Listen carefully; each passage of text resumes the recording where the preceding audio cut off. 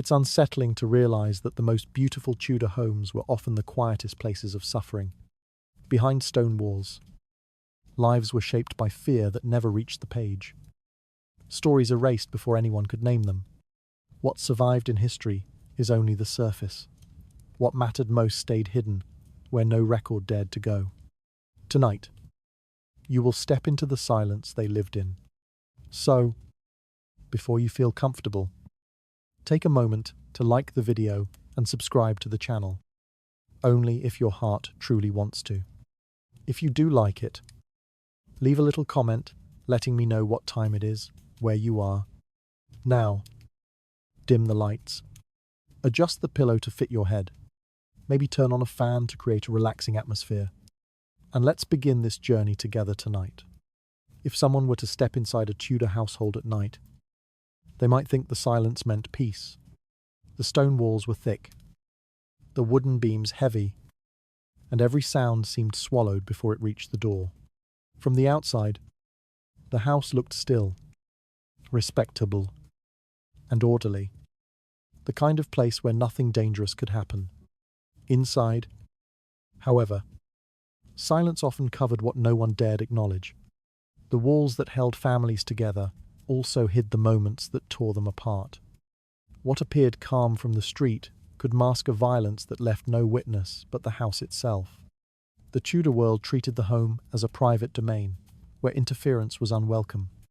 Neighbours might hear raised voices or muffled cries, but they were taught to look away. Privacy was not simply a preference, it was a rule enforced by custom, law, and fear of social shame. A locked door could hide a long night of suffering, and no one outside that door was expected to challenge it. Even when someone suspected cruelty, they understood that stepping into another household's affairs was considered dangerous and dishonourable. The home belonged to the man who governed it, and stepping into that authority could bring retaliation or public scorn. The stone walls of Tudor houses, thick as they were, trapped sound more than they protected people. A cry might travel only a few feet before fading into the timber frame. To outsiders, the silence felt ordinary. To those inside, it was a force that held them captive, a reminder that their pain had no path to escape. Women learned early that raising their voice meant little. The walls would absorb every plea, just as the world outside absorbed every excuse. Law and religion supported this structure completely. A husband's authority over his household was understood as natural and unquestionable. His wife, children, with the servants, and goods were seen as parts of a single entity under his control. If he disciplined his wife, he did so with rights granted by tradition and justified by church teachings. Clergy often reminded women of their duty to obey and submit. Any deviation from obedience was treated not as personal expression but as wrongdoing that required correction. Discipline, as they called it, could be harsh without crossing any official line. The threshold for what qualified as excessive was vague and rarely enforced. Some households lived in fear of nighttime. Once the door was closed and the street was quiet, a wife knew there would be no witness to what happened next. Bruises were explained away by candlelight or hidden beneath layers of fabric. Servants might see or hear fragments, but they held their positions only by silence. Their survival depended on not angering the master, and for many, escaping the household meant losing food, wages, and shelter. Silence was not only expected, it was often the only means of staying alive.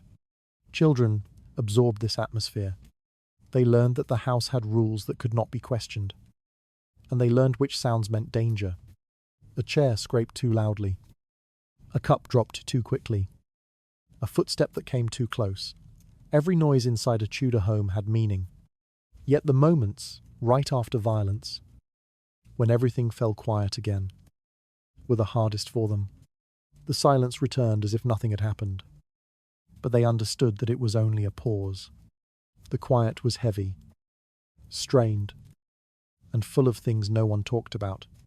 From a distance, the Tudor home looked stable and orderly, a symbol of moral discipline and traditional hierarchy. It was praised as the foundation of society. Men saw themselves as protectors and providers, believing their authority preserved their family's honor. Women were told that their obedience kept the household righteous. When distress seeped through the walls, outsiders preferred to assume the best. After all, acknowledging cruelty would mean challenging a system that kept everyone in their place. It is unsettling to consider how normal this was. People walked through Tudor streets, believing that silence meant harmony. They passed by houses where women tried not to cry too loudly.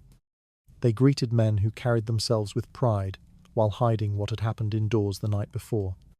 They accepted that the home belonged to the husband and that anything within its walls was his responsibility alone. Even when tragedy occurred, the explanation was softened, reframed, or forgotten. In many households, the fear of judgment kept women from seeking help. Religious leaders urged patience and endurance. Legal authorities dismissed complaints unless injuries were catastrophic. Friends or relatives might whisper sympathy, but they rarely interfered. The cost of intervention was too high. Reputation could be destroyed, family alliances broken, and social standing lost. For many, their world was small and their choices fewer still. Returning to the same locked door each night was not a sign of acceptance, but a sign of having nowhere else to go. If one imagines walking past those stone houses after dark, the contrast becomes stark. A warm glow might spill from a window. The faint sound of a lute might drift into the street. Everything looked peaceful, but appearances in the Tudor world were constructed carefully.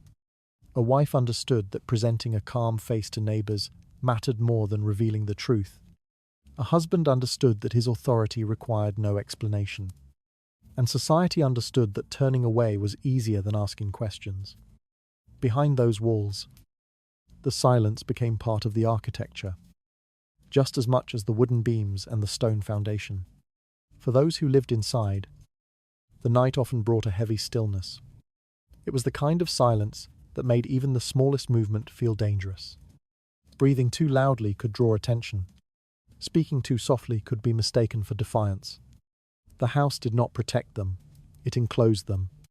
Every sound they made belonged to the man who claimed ownership of the space and of their lives.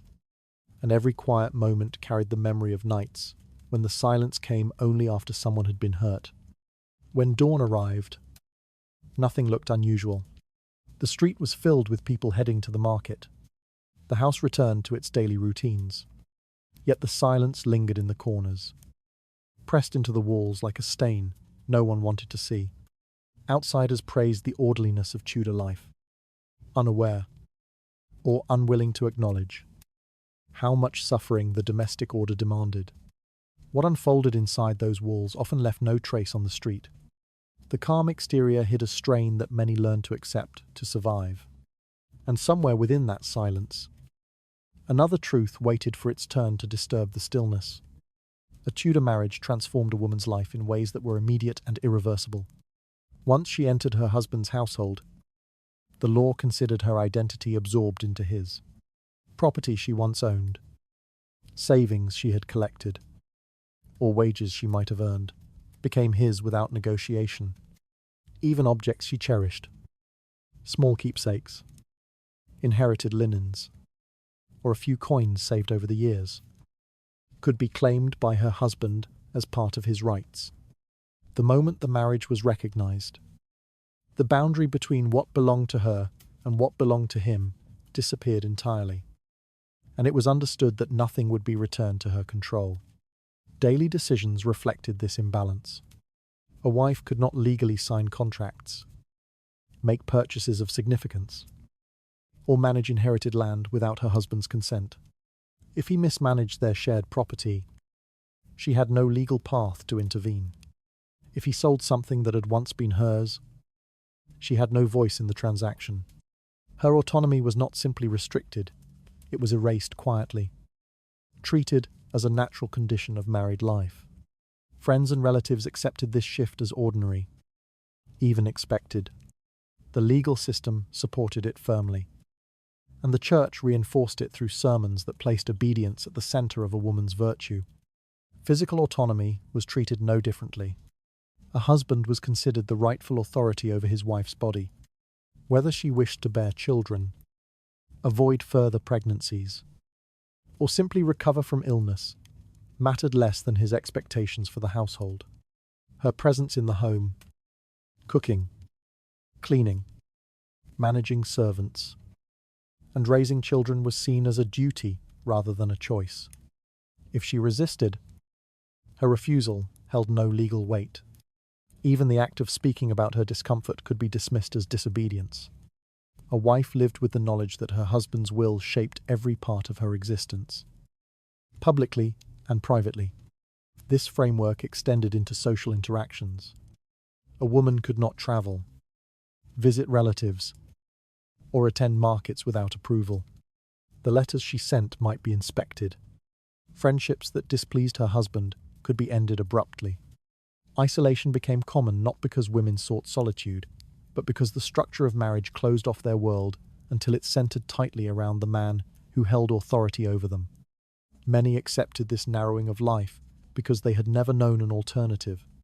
Others felt it quietly but had no space to express their loss. The legal doctrine that defined a wife as part of her husband's family placed her in a precarious position. If conflicts arose, she could depend on neither her birth family nor outside authorities to defend her. Once married, she belonged to another household, and that household's leader determined her place. If the husband treated her poorly, the law expected her to endure. If he controlled her finances harshly, the courts considered it within his rights. The imbalance was woven so deeply into the structure of Tudor society that questioning it seemed almost unthinkable. Some women attempted to protect themselves through informal agreements or private arrangements before marriage, but these efforts rarely held weight once the union was sealed. The husband's authority overshadowed any prior promises. A woman's vulnerability was not accidental.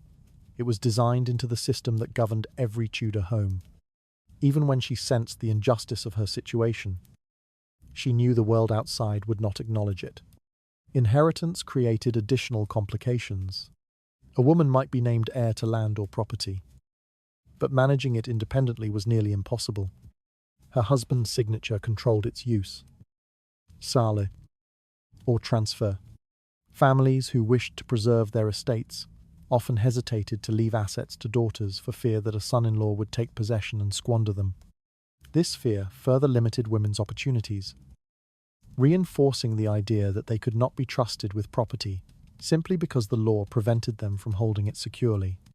What made these conditions even more confining was the way they were framed as moral obligations. Clergy preached that a woman's submission ensured harmony and godliness within the home. Failure to obey was treated as a spiritual fault rather than a protest against inequality. A wife who asked for more control could be labeled prideful, disruptive, or sinful. Many internalized these expectations, shaping their lives around rules they did not create, but were expected to uphold. From the outside, Tudor society appeared orderly and disciplined, guided by hierarchy and tradition. But inside countless homes, women lived with a constant awareness that everything around them, every object, every decision, every breath, was not legally theirs. Their lives were structured by a system that expected them to give everything and ask for nothing. And in silence, they carried the weight of rights they were never permitted to hold. A married woman's world narrowed the moment her identity was absorbed into her husband's authority. The quiet acceptance surrounding this loss made the imbalance even heavier. And deeper within Tudor households, another layer of control waited to reveal how far that imbalance truly extended. Violence inside a Tudor household existed in a space where the law rarely entered. A wife who suffered blows, threats, or constant intimidation had almost no formal protection. Courts did not view domestic abuse as a criminal matter, but as a private issue governed by the authority of the husband. If she complained, officials often dismissed her claims as trivial or exaggerated. They believed discipline within the home belonged entirely to the man who ruled it, and intervention was seen as a disruption of the social order. As a result, countless acts of cruelty took place without record, judgment, or consequence. Physical punishment was commonly defended as a method of correction. Husbands were told that maintaining obedience sometimes required force, and many accepted that idea without question. A slap, a blow, or a series of strikes could be justified as necessary for household stability. Neighbors who overheard violence typically stayed silent, assuming the man was teaching his wife something he believed she needed to learn. Even when the injuries were severe, people chose to avert their eyes rather than challenge the authority granted to husbands by custom and religion. The line between discipline and brutality was never clearly defined, and the ambiguity allowed abuse to thrive unnoticed. Women lived in this environment knowing that the law offered no meaningful refuge. A wife who sought help risked being told to return to her husband and behave more obediently.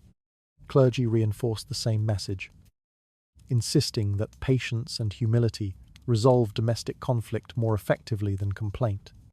When a woman tried to speak of violence, her words were filtered through a system that valued her silence more than her safety.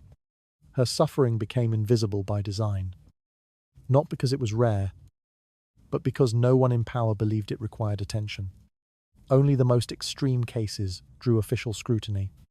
If a woman suffered injuries so severe that death followed, the authorities might investigate. But even then, they hesitated to blame the husband unless witnesses stepped forward. And in a society where intimidation and dependency shaped daily life, witnesses were few.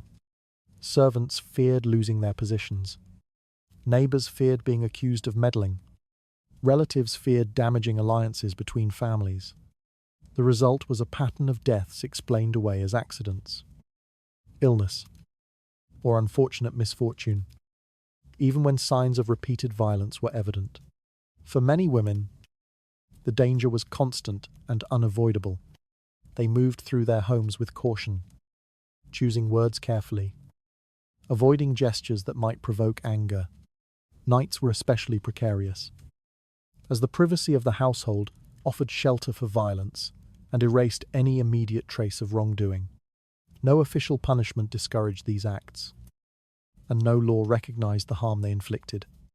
Abuse persisted not because it was hidden, but because it was accepted as a part of married life for those without power. Social expectations further trapped women in silence. Admitting mistreatment meant risking humiliation, judgment, or abandonment. Many feared being labelled disobedient rather than abused. The burden of blame shifted subtly but consistently onto the victim. The community expected her to endure, to adjust, to remain patient. Her suffering was treated as a private burden rather than a public concern, reinforcing the idea that domestic cruelty was beyond the reach of justice. The absence of legal protection shaped every aspect of a woman's life. She understood that her pain held no legal weight, and that even serious injury might not be enough to prompt intervention. The danger was not simply the violence itself, but the certainty that no one would recognize it as wrongdoing. This knowledge deepened the isolation already imposed by marriage. In a world where the law claimed to preserve order, the home remained a place where disorder could flourish without consequence. Inside Tudor society, the boundaries of acceptable conduct were defined by tradition rather than fairness. A husband's authority overshadowed his accountability. A wife's vulnerability was seen as a natural extension of her role, and the legal system, shaped by the values of its time, maintained these conditions without questioning the cost borne by the silent victims within its households.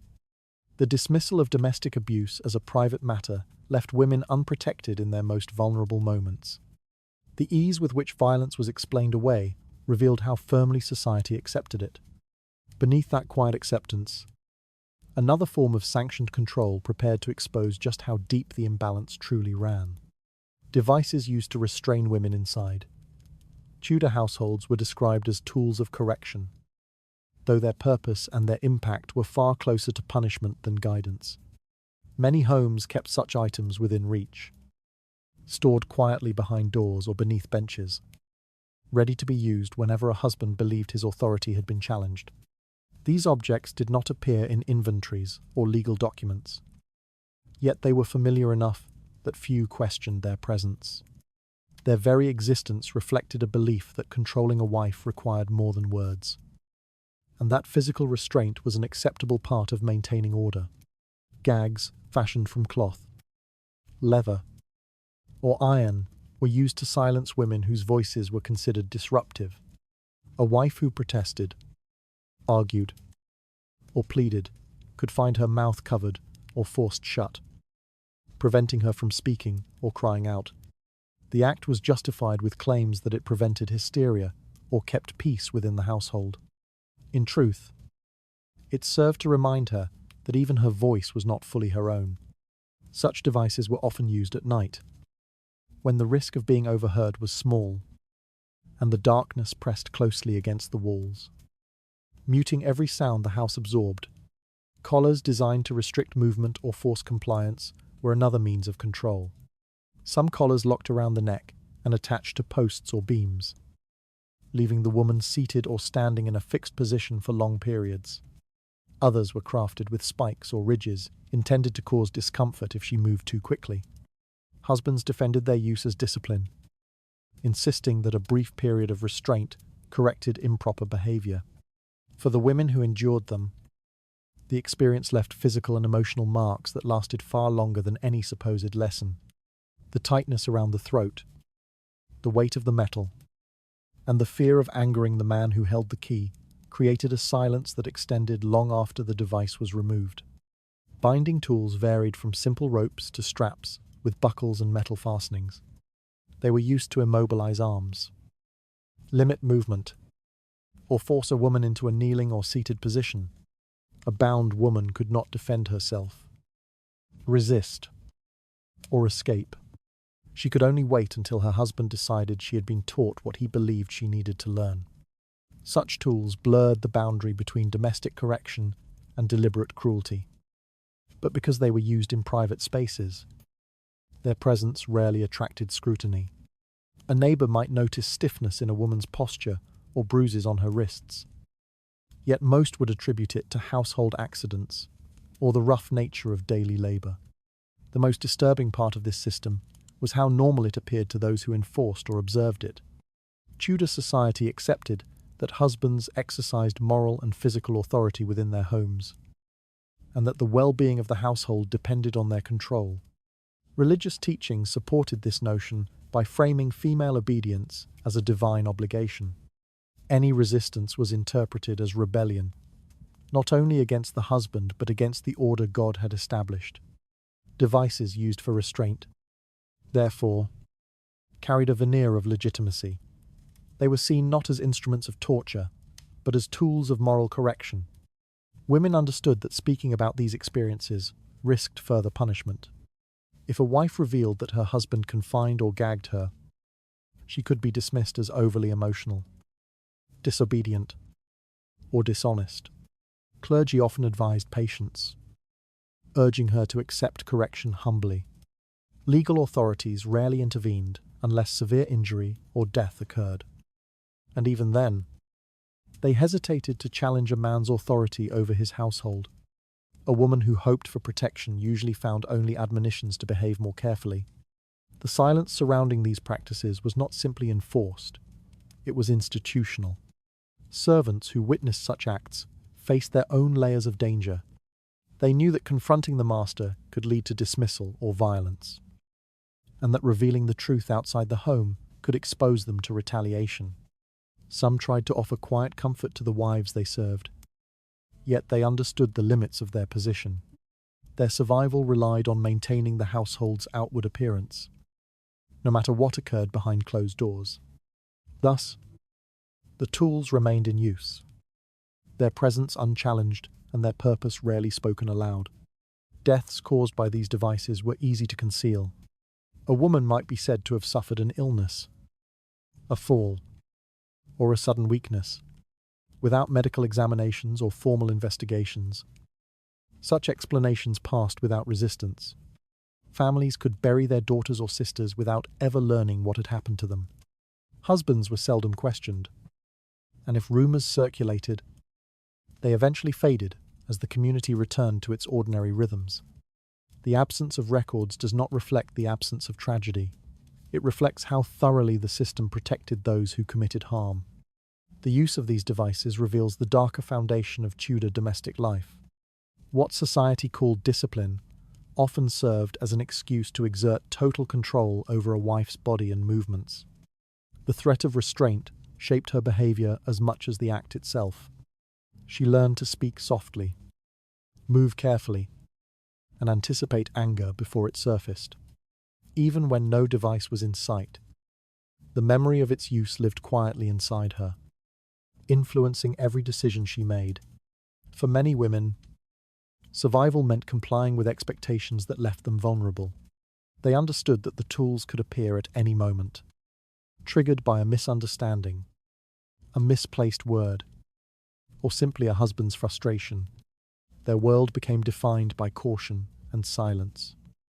Boundaries enforced not by law, but by the reality of what waited in the shadows of their own homes. The quiet acceptance of these devices revealed how deeply society tolerated violence disguised as discipline. The secrecy surrounding their use made the suffering they caused nearly invisible. In that hidden space, another pattern of harm gathered its weight, ready to expose just how fragile safety truly was within Tudor households. Public punishments used against Tudor women were presented as moral corrections. Yet they served a deeper purpose: to silence women whose voices or behavior unsettled the social order. Among these devices, the scold's bridle and the cucking stool stood out for their ability to inflict humiliation just as effectively as physical pain. They were used not only to shame the accused, but to reinforce expectations of obedience for every woman who witnessed them. Their presence in towns and parishes made clear that female speech and defiance carried risks few dared to challenge. The scold's bridle, an iron framework locked around a woman's head, forced her mouth shut with a metal plate or bit inserted between the teeth. Some versions included spikes that pressed into the tongue or cheeks if she attempted to speak. Once fastened, the device left her unable to eat, drink, or communicate.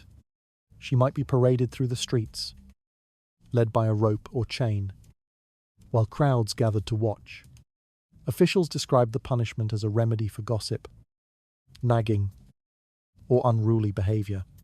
In practice, it punished any woman who spoke too loudly, questioned authority, or refused to accept the role assigned to her.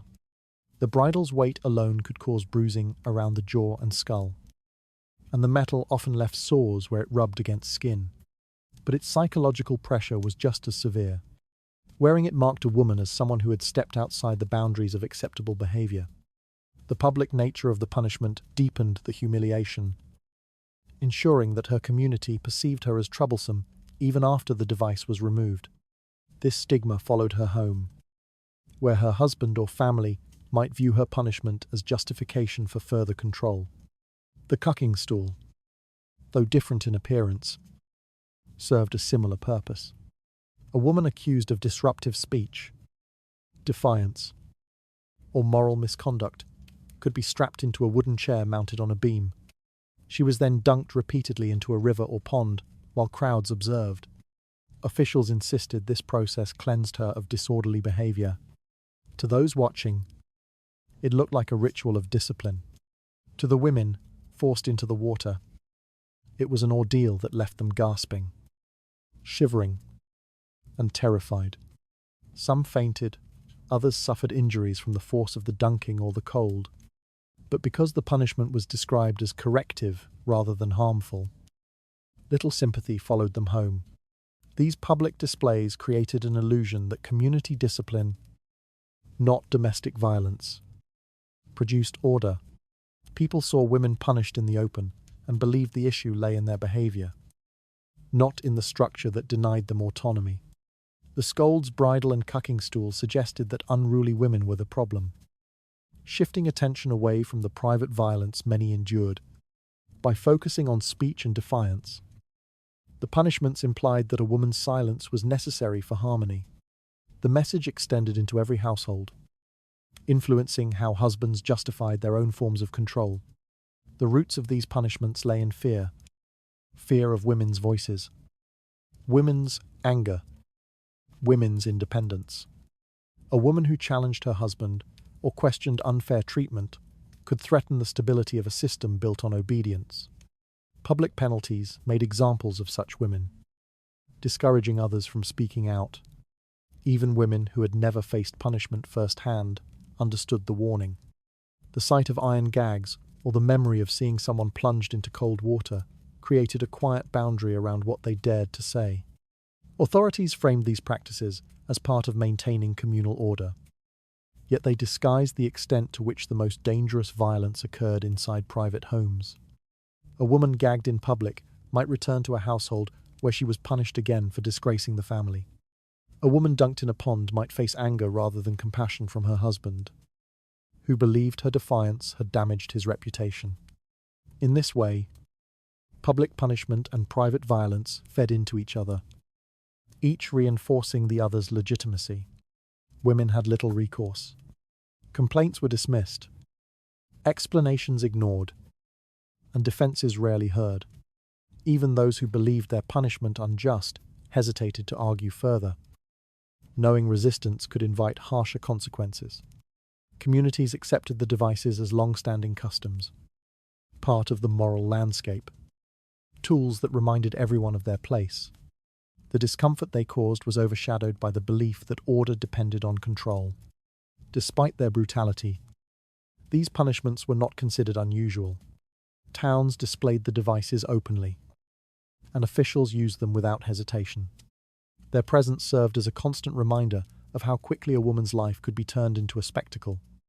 A single accusation, a moment of frustration spoken too loudly, or a perceived challenge to male authority could bring her to the center of public attention in the most degrading way possible. The sight of these punishments convinced many that silence was safer than truth. The shame they inflicted shaped women's behavior long after the crowd dispersed. In the shadows behind that public humiliation, another layer of suffering waited to reveal how deeply fear governed the Tudor household. Religion shaped the framework of Tudor domestic life in ways that left women with little room to question the authority imposed on them. Church teachings emphasized order, hierarchy, and obedience, placing the husband firmly at the center of the household. Sermons delivered each week reminded congregations that Scripture supported a man's right to rule his family. A wife, they said, was called to serve with humility, patience, and silence. These teachings did more than guide moral behavior. They established the foundation for how power operated inside the home, even when that power was used harshly.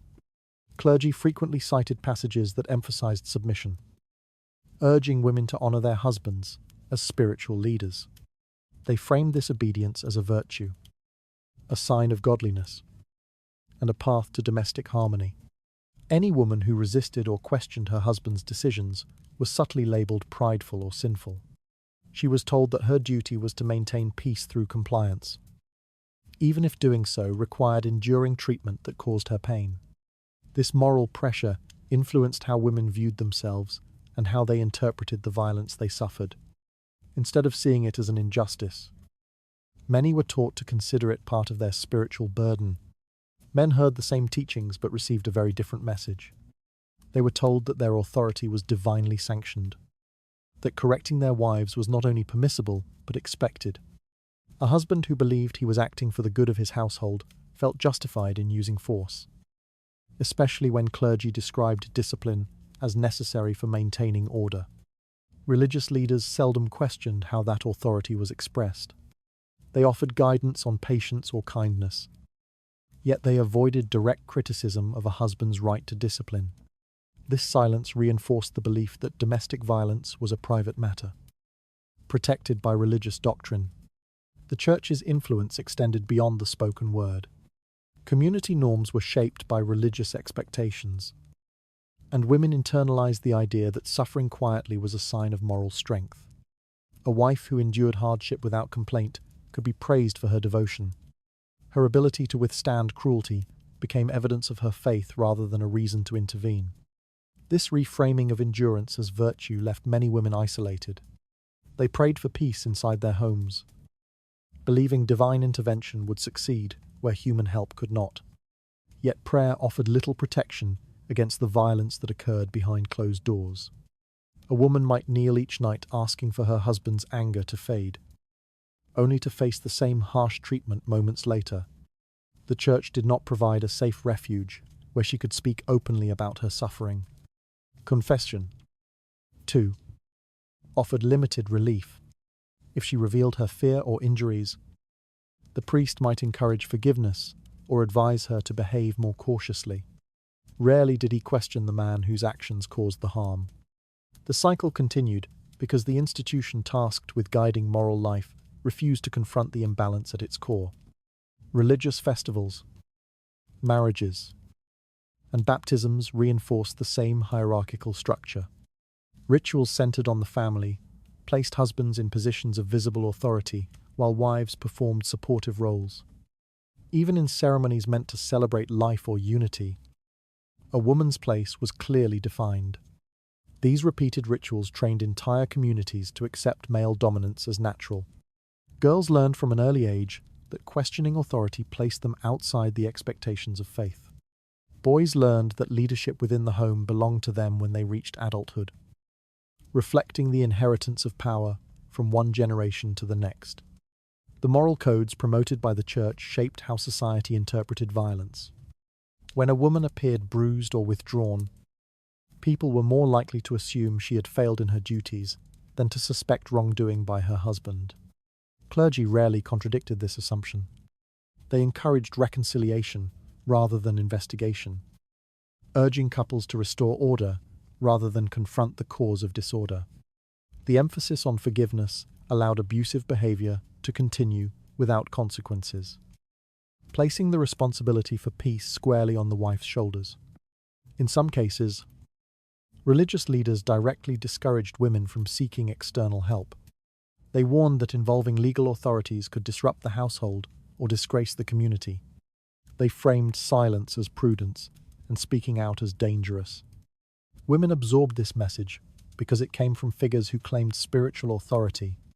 When faith became intertwined with submission, resistance felt not only socially risky, but morally wrong. This dynamic created a world where violence could flourish in the shadows of religious respectability.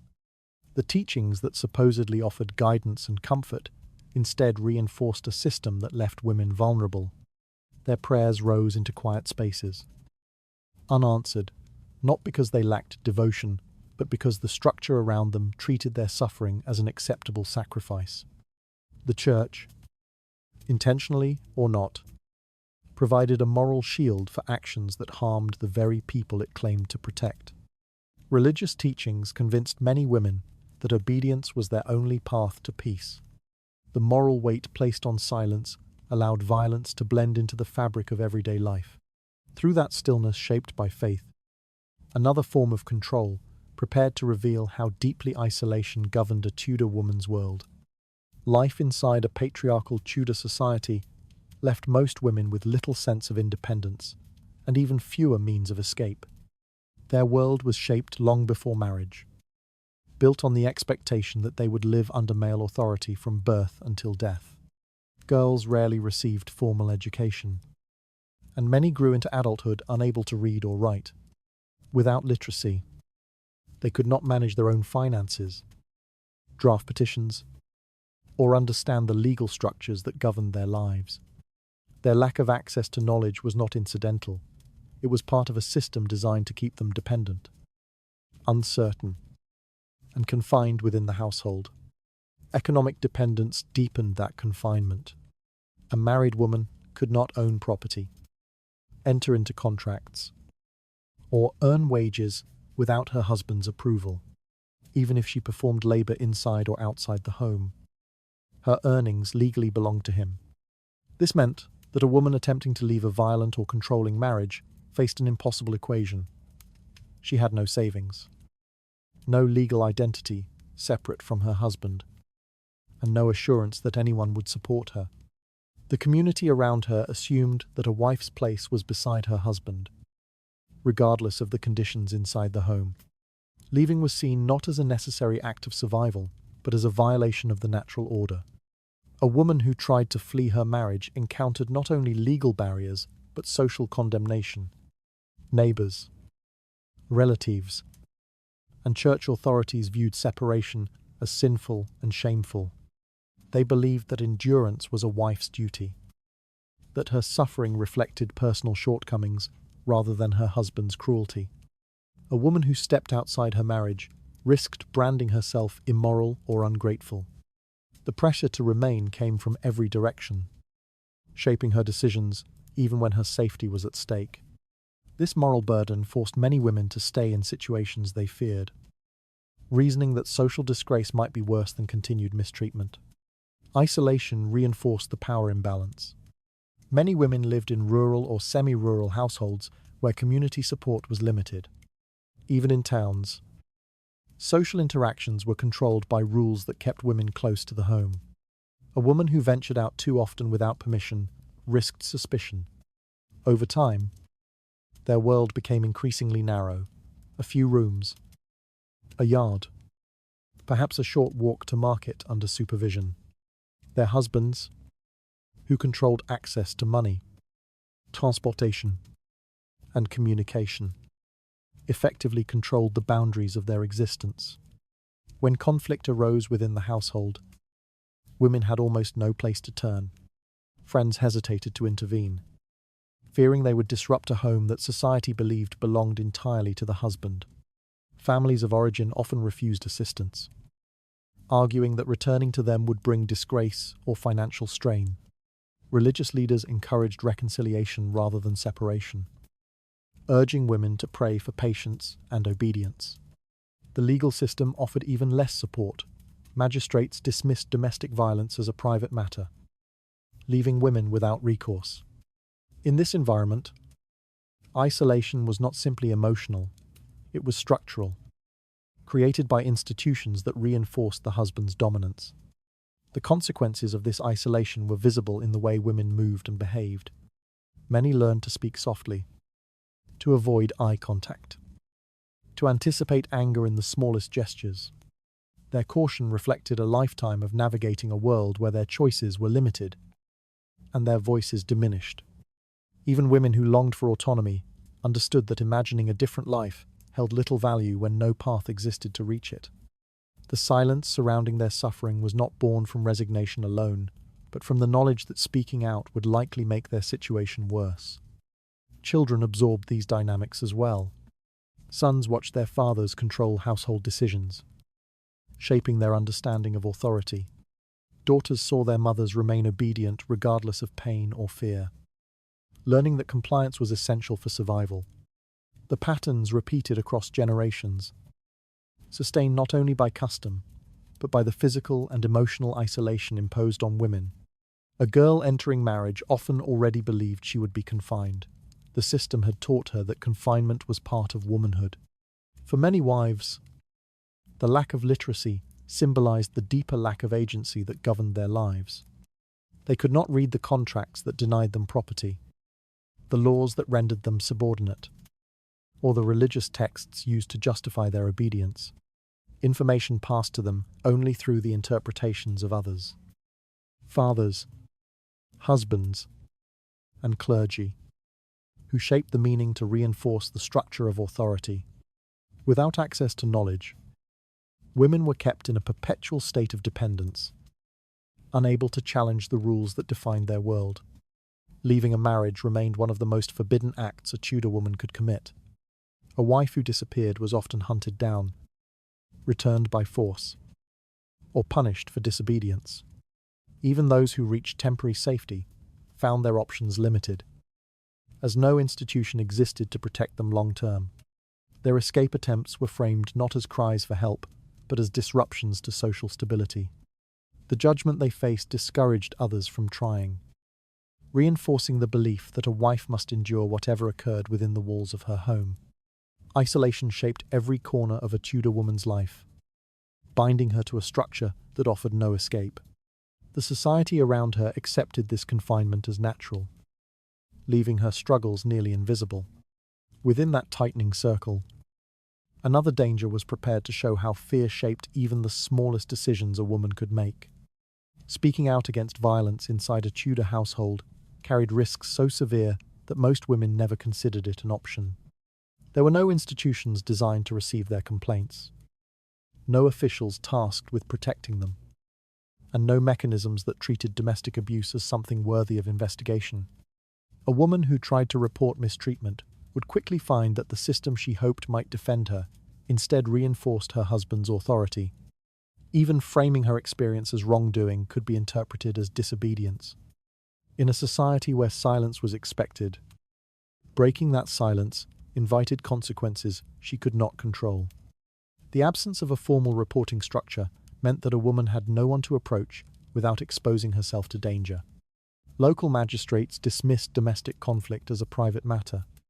Clergy encouraged reconciliation rather than questioning. And even when a woman described severe mistreatment, they urged forgiveness or patient endurance. Neighbors believed that interfering in another household's affairs disrupted the natural order. As a result, the act of speaking became a form of risk-taking, a step into an unprotected space where the only predictable outcome was retaliation from the person she feared most. Retaliation was not limited to anger or threats. A woman who attempted to flee her home could be forcibly returned, either by her husband or by members of the community who felt obligated to restore proper order. Her disappearance might be viewed as scandalous, and the shame associated with leaving often outweighs any sympathy for her situation. Upon her return, she could face harsher punishment, justified by claims that she had abandoned her duties or disrespected the household. A single attempt to escape could make her life even more dangerous, teaching her and those around her that resistance carried a price she was not meant to pay. Families offered little refuge. A woman seeking shelter from her parents or siblings might be turned away to avoid conflict with her husband or to prevent social embarrassment. In Tudor society, a wife belonged to her husband's household, and her return to her birth family was seen as a failure. Relatives feared being blamed for encouraging disobedience or undermining a legitimate marriage. Even when they sympathized with her suffering, they believed that sending her back preserved family honor. This left many women with no safe destination, no allies, and no place to hide when danger escalated. Those who did manage to leave faced overwhelming obstacles. Without money, legal rights, or stable shelter, surviving on their own was nearly impossible. Many women who escaped briefly found themselves struggling to secure food, clothing, or work. Employers hesitated to hire married women separated from their husbands. Suspecting scandal or impropriety, communities judged them harshly, believing that moral women remained with their families regardless of circumstances.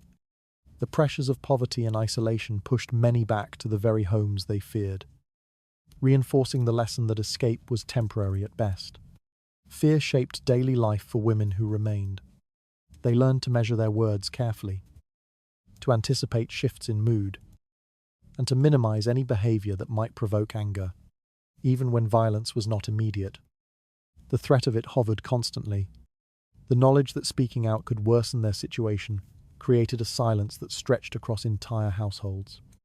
Children sensed it, servants adapted to it, and neighbors pretended not to notice it.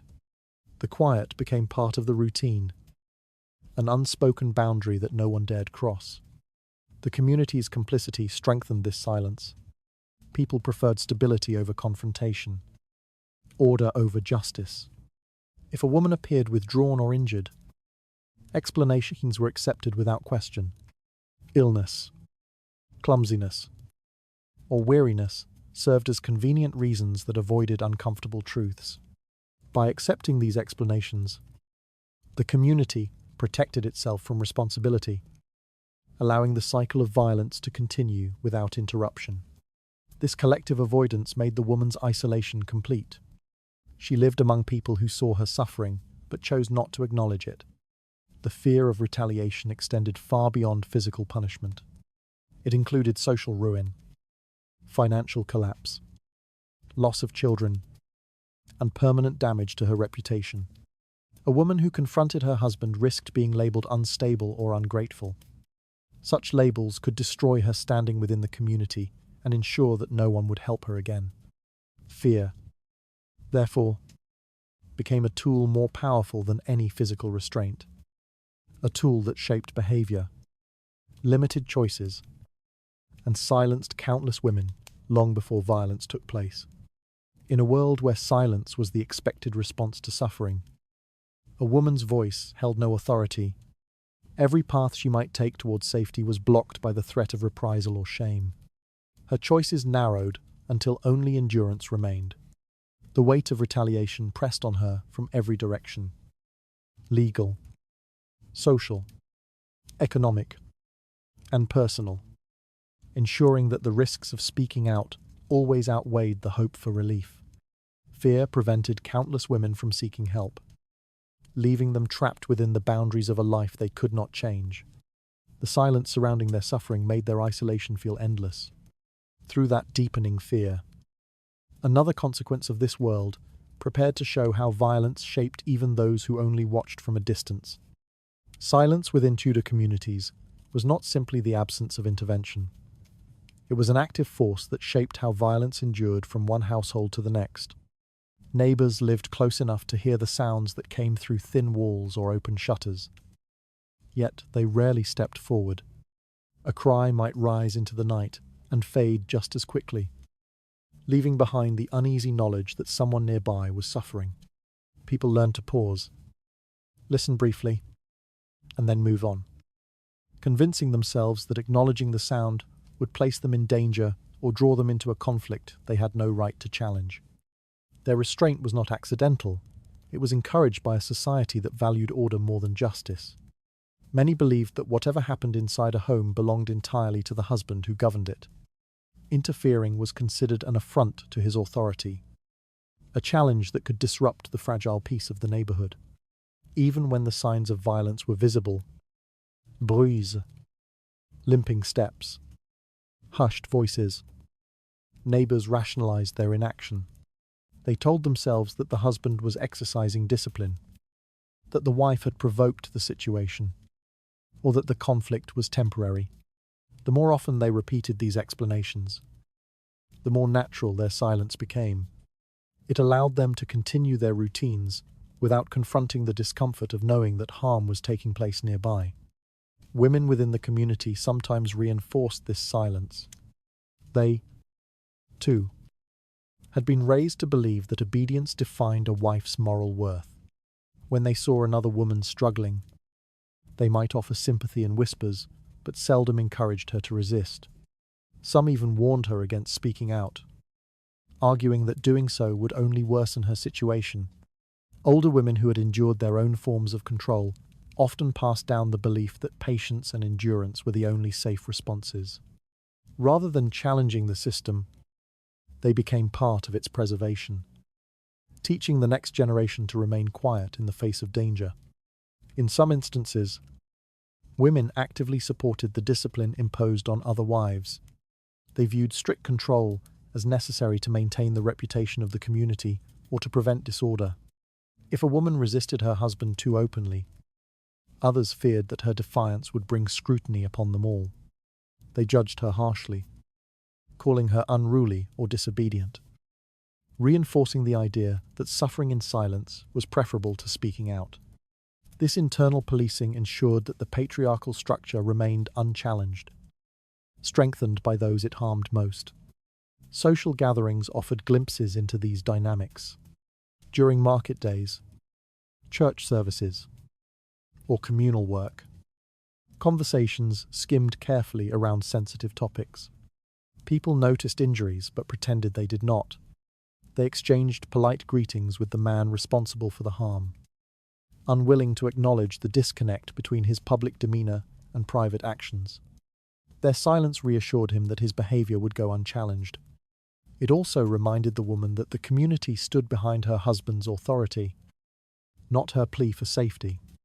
The authority of the church further reinforced this collective avoidance. Religious leaders preached obedience and warned against disrupting the household hierarchy. Parishioners internalized these teachings, believing that questioning a husband's conduct placed spiritual order at risk. Even those who felt uncomfortable with the violence they observed convinced themselves that the issue was not theirs to address. They trusted that God, not human intervention, would correct the husband's behavior if it became excessive. This belief allowed them to ignore suffering while maintaining a sense of moral righteousness. Children, growing up in these environments, learned the meaning of silence early. They saw their parents lower their voices when arguments from a neighbor's house reached the street. They watched adults look away from a woman whose injuries were obvious. Over time, the connection between harm and silence became ingrained. They understood that speaking out challenged a system that no one dared oppose. These lessons persisted across generations, ensuring that the pattern of silent complicity remained deeply rooted. For many women, the realization that no one would intervene deepened their isolation. They understood that even if their screams reached another household, no help would come. Their neighbor's silence carried the weight of judgment, suggesting that the suffering was their burden alone. This awareness shaped their behavior, making them cautious not only of their husbands, but of the community that watched them suffer without response. The acceptance of domestic control reflected a broader belief that women required supervision. Society framed this control as necessary to maintain order, and people absorbed that message unquestioningly. They accepted the husband's authority as natural and viewed the wife's submission as essential for stability. By agreeing silently, they allowed violence to blend seamlessly into everyday life, becoming another feature of the social landscape rather than a disruption of it. This collective silence did more than permit harm, it legitimized it. By refusing to question the violence they witnessed, neighbors, or relatives, and community members helped sustain a world where women had no safe path to challenge the abuse they endured. Their inaction formed the final barrier that trapped women inside their homes, making every cry for help fade into nothing before it reached another listener. Silence within the community allowed violence to settle unnoticed into daily life. The refusal to intervene made suffering appear ordinary. Through that quiet agreement, another consequence of this world moved closer, shaping the lives of those who could not escape its reach. Children growing up inside Tudor households absorbed violence long before they understood its meaning. They watched the rhythm of the home shift without warning, voices tightening, footsteps sharpening, a sudden silence that signaled danger. Even when adults tried to hide conflict, children sensed the tension in the air, the way a mother moved carefully, or the way a father's mood darkened over small inconveniences. Their world was shaped by these moments, teaching them early that safety was uncertain and that fear could settle into ordinary routines without explanation. Protection for children in these environments was scarce. The idea that they might be harmed emotionally or psychologically by witnessing violence did not exist in Tudor thought. Adults assumed that children either failed to notice or would simply grow accustomed to what they saw. But children noticed everything. They lingered near doorways, heard muffled cries, and saw the aftermath in the form of bruises, lowered voices, or sudden absences. Their understanding came slowly, formed through repetition rather than explanation, leaving them with a deep sense of unease they could not articulate. Boys in these households often learned that authority was expressed through control and force. They watched their fathers strike their mothers and interpreted the act as part of the natural order. Community expectations reinforced this belief. People praised discipline, insisting that a strong hand maintained order within the home. As these boys grew older, they repeated what they had seen, first in small gestures, in the way they mimicked their father's tone or posture, and later in more direct expressions of dominance. The cycle continued, because they were taught that discipline was not only permissible but necessary, and that a man's authority depended on his willingness to exert it. Girls, meanwhile, learned silence. They watched their mothers endure and interpreted endurance as the only available response. When a mother retreated into quiet, lowered her head to avoid confrontation, or accepted blame for something she had not caused, her daughter internalized those patterns. They practiced being small, careful, and invisible. They learned to hide their feelings, to anticipate anger, and to adapt to the expectations placed on them. Over time, silence became their form of protection, a way to navigate a world that offered them no defense. The environment shaped these children in ways that extended far beyond the moments of violence. Fear became part of their daily experience. They approached home cautiously, uncertain of what they would find behind the door. Their sleep was interrupted by tension that lingered even on quiet nights. Their play was tempered by the need to stay out of the way.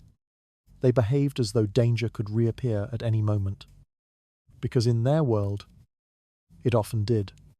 The community surrounding these children rarely recognized the weight they carried.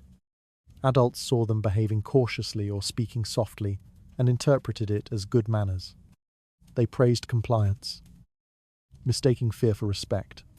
No one asked whether the child's quietness was chosen or imposed. The silence expected from women extended to children as well, making it difficult for them to express distress or to seek help. They were not encouraged to question the structure of their homes. They were taught to fit into it. Religious instruction reinforced this dynamic. Clergy preached obedience for children just as they did for wives, insisting that respect for authority was central to moral life. Children who defied their fathers or raised concerns about household behavior were told they risked spiritual disfavor. This moral framing ensured that even when children felt uneasy or frightened, they kept those feelings hidden. Their inner world became a place where fear, confusion, and loyalty coexisted, never spoken aloud. Over time, the effects of witnessing violence shaped their understanding of relationships. Boys grew into men who believed control was necessary for stability. Girls became women who believed endurance was part of love or duty. Even those who recognized the harm struggled to break away from the patterns formed in childhood. Their memories were not isolated events, but part of a landscape they had lived in for years. A landscape where harm was normalized and silence was rewarded. Many children developed a sense of guilt they could not express. They wondered whether they had caused conflict by being too loud, too careless, or too present. They watched their mothers suffer and felt powerless to intervene. Their inability to protect the people they loved left a mark that carried forward into adulthood, influencing how they viewed themselves and the world around them. These unspoken burdens remained long after the household changed or the parents passed away. This cycle persisted because the community avoided acknowledging the impact of domestic violence on children. Officials emphasized discipline, neighbors avoided involvement, and religious leaders focused on obedience. As a result, children who needed guidance or comfort received none, left instead with confusion that became part of their identity. Their silence protected them in the moment but shaped them for a lifetime. Children who lived with violence learned its patterns before they understood its cost. The quiet acceptance that surrounded them allowed fear to become part of ordinary life. From that early exposure, another consequence of this world gathered force, shaping how control would pass from one generation to the next. Legal institutions in Tudor England offered almost no protection to women facing violence at home. When a wife sought help, she entered a system that not only failed to defend her, but quietly reinforced her husband's authority. Magistrates responsible for resolving local disputes often approached domestic conflict with a predetermined assumption. The husband governed the household, and any challenge to that authority threatened the natural order. As a result, complaints from wives carried little weight. No matter how serious their circumstances, Their testimonies were minimized or dismissed before they were fully heard. Courts operated with a narrow understanding of what constituted wrongdoing within a marriage. They viewed violence as part of private life, something husbands were allowed to use as discipline. Unless the harm resulted in severe injury or death, legal authorities saw little reason to intervene. Even then, investigations were inconsistent and often colored by social bias. A husband's reputation, status, or relationships within the community frequently shielded him from scrutiny. Women discovered that appealing to the law meant stepping into a space already arranged against them. There were no protective measures to create distance between a woman and an abusive spouse. Concepts like restraining orders or emergency safeguards did not exist. A woman who feared for her safety had no legal grounds to request that her husband be barred from returning home. Nor could she demand temporary shelter or support from the community. The law assumed that a married woman belonged in her husband's household, regardless of how he treated her. Any attempt to separate from him was interpreted as disobedience, not self-preservation. Court officials often urged women to return home immediately after filing a complaint. They framed this instruction as practical advice. But its effect was clear. The responsibility for restoring peace fell on the woman, not on the man who had harmed her. "Go home and obey your husband" was a common refrain, delivered without hesitation. It placed the burden of harmony on the victim while absolving the abuser of accountability. Women left the courtroom not with protection but with a warning disguised as counsel. Judges and magistrates valued stability above justice.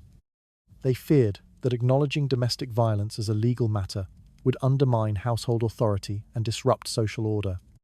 Their reluctance allowed violence to continue unchecked, turning legal procedures into another layer of control. A woman who sought help risked angering her husband further, knowing she would be sent back to the same environment with no protection. The courtroom became yet another space where her vulnerability was exposed, not addressed. Furthermore, legal principles such as coverture reinforced a woman's dependent status. Because a married woman had no independent legal identity, her claims were often treated as extensions of her husband's affairs. If she accused him of cruelty, officials sometimes argued that her grievances were personal misunderstandings rather than matters worth addressing. The assumption that husbands acted in their family's best interest made it difficult for the law to recognize intentional harm. Any complaint had to overcome not only procedural barriers, but also deeply rooted beliefs about marriage and obedience. Social expectations influenced legal outcomes as well. Communities judged women harshly for bringing household matters into public view. A wife who took her concerns to court risked being labeled troublesome or disloyal. Court officials, aware of these views, often responded with impatience or dismissal. The legal system functioned as an extension of the patriarchal society around it, shaped more by custom than by fairness. Women learned quickly that seeking justice through official channels could leave them worse off than staying silent, even when evidence of harm was undeniable. Courts hesitated to act. Without formal investigations or reliable documentation, women struggled to prove their claims. Bruises healed, witnesses withdrew, and explanations from husbands overshadowed the woman's testimony. The absence of medical examinations or written records made it easy for officials to accept the husband's version of events. The law's structure favored the voices of men, leaving women with little room to defend themselves against manipulation or coercion. For many wives, the legal system represented the final confirmation that they were alone. After risking the consequences of speaking out, they found no refuge in the authority meant to uphold justice. Their appeals dissolved into the same silence that governed their daily lives. The courthouse door closed behind them, and they returned to households where the threat remained unchanged. The law had spoken, and its message was unmistakable. Whatever happened inside the home was not its concern. This failure shaped the broader experience of domestic life in Tudor England. Women understood that the law would not intervene unless tragedy had already occurred. They learned to endure violence quietly, to sacrifice hope for safety, and to navigate a world where justice was inaccessible. The legal system, by refusing to recognize domestic harm, allowed it to flourish unhindered. The court's refusal to confront domestic violence left women without recourse in their most desperate moments. The dismissal of their suffering turned justice into another instrument of control. Out of that institutional neglect, a deeper erosion of trust prepared to reveal how completely the system had abandoned them. Death inside Tudor households often passed quietly into the records, explained with phrases so familiar that no one thought to question them. A woman fell down the stairs. Or she grew ill without warning. Or she weakened overnight. These explanations appeared again and again, repeated with such confidence that they became accepted truths. Neighbours nodded. Officials wrote the words into their ledgers, and the matter ended before it had even begun. The absence of inquiry made these deaths seem natural, even when the circumstances were anything but. There were no forensic examinations to examine the body, no trained investigators to reconstruct the events leading to a woman's final moments. The law relied on the husband's testimony, the most convenient witness and often the sole storyteller. His account shaped the entire understanding of what had occurred. A bruise could be dismissed as a misstep. A broken bone could be attributed to an accident. The absence of contradictory evidence allowed his version to settle into the truth without resistance. Once written, it required no justification. Even when neighbours harboured doubts, their uncertainty remained private. They might have heard shouting the night before or seen the woman injured days earlier. But suspicion rarely transformed into action. Without a formal mechanism to raise concerns safely, they withheld their observations to avoid conflict. Officials, too, understood the delicacy of questioning a man about his household. They preferred explanations that preserved order over ones that exposed wrongdoing. These habits shaped a world where many deaths disappeared into the category of misfortune. Social status played a powerful role in determining whether a man faced consequences. A husband of noble or respectable standing carried an aura of credibility that officials rarely challenged. His word overshadowed any quiet doubts expressed by servants or neighbours. The pressure to protect his reputation extended beyond the household, touching local authorities and community leaders who wished to avoid scandal. If his wife died, the assumption favoured him immediately, and any hint of wrongdoing was brushed aside as gossip or misunderstanding. In households where power was concentrated, truth lost its footing before it had a chance to emerge. Women who served as witnesses, maids, companions, or relatives were expected to remain loyal to the household. Their testimony, if they dared to speak, was often discounted as emotional or unreliable. Many feared losing their livelihoods or being punished for disobedience.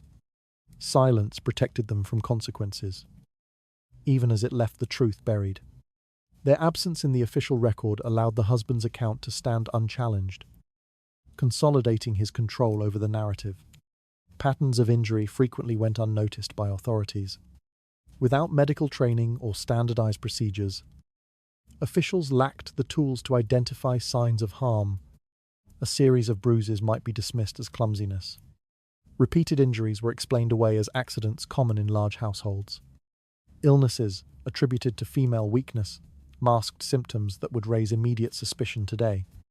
The lack of knowledge created an environment where violence easily hid beneath the surface of ordinary explanations. Families of the deceased often accepted these official conclusions reluctantly. They might sense that something was wrong, but lacked the authority to demand answers. Challenging a husband publicly risked damaging alliances or provoking retaliation. If the woman had married into a more powerful household, her relatives often felt powerless to intervene. Grief became intertwined with resignation, as they understood that the truth, whatever it was, would not be recognized by the institutions capable of addressing it. Church records, too, reflected this pattern of omission. Clergy wrote simple, sanitized reports of death, focusing on the burial rather than the circumstances. Their role emphasized spiritual care, not investigation. They avoided conflict with influential families and preferred narratives that aligned with moral expectations. A woman's suffering rarely appeared in these accounts, leaving behind a history that recorded her end without acknowledging its cause. These deaths shaped the emotional landscape of Tudor society. Women lived with the knowledge that if violence escalated, their end might be explained away with a single sentence. Men understood that the law would not intrude upon the boundaries of their authority, even when their actions turned fatal. Communities witnessed these outcomes and learned to accept them as an unchangeable part of life. The absence of accountability strengthened the power structures already in place, ensuring that violence continued behind closed doors. In this environment, truth had little room to survive. It was overshadowed by convenience, protected by custom, and swallowed by silence. Each unexamined death reinforced the belief that the household was a private domain. Beyond the reach of justice, these stories disappeared into the fog of daily life, leaving behind only faint traces of what had happened. Deaths dismissed as accidents or sudden illness allowed violence to hide behind ordinary explanations. The lack of inquiry turned loss into routine. Within that concealment, another layer of fear gathered quietly, shaping how deeply women understood the cost of being unprotected. Violence within the Tudor world did not stop at the doors of grand estates. Behind stone walls and embroidered tapestries, the same patterns of control that shaped ordinary households unfolded in quieter, more calculated forms. Nobility offered women status, wealth, and elaborate surroundings, but none of these protected them from the authority their husbands wielded. If anything, privilege intensified their vulnerability.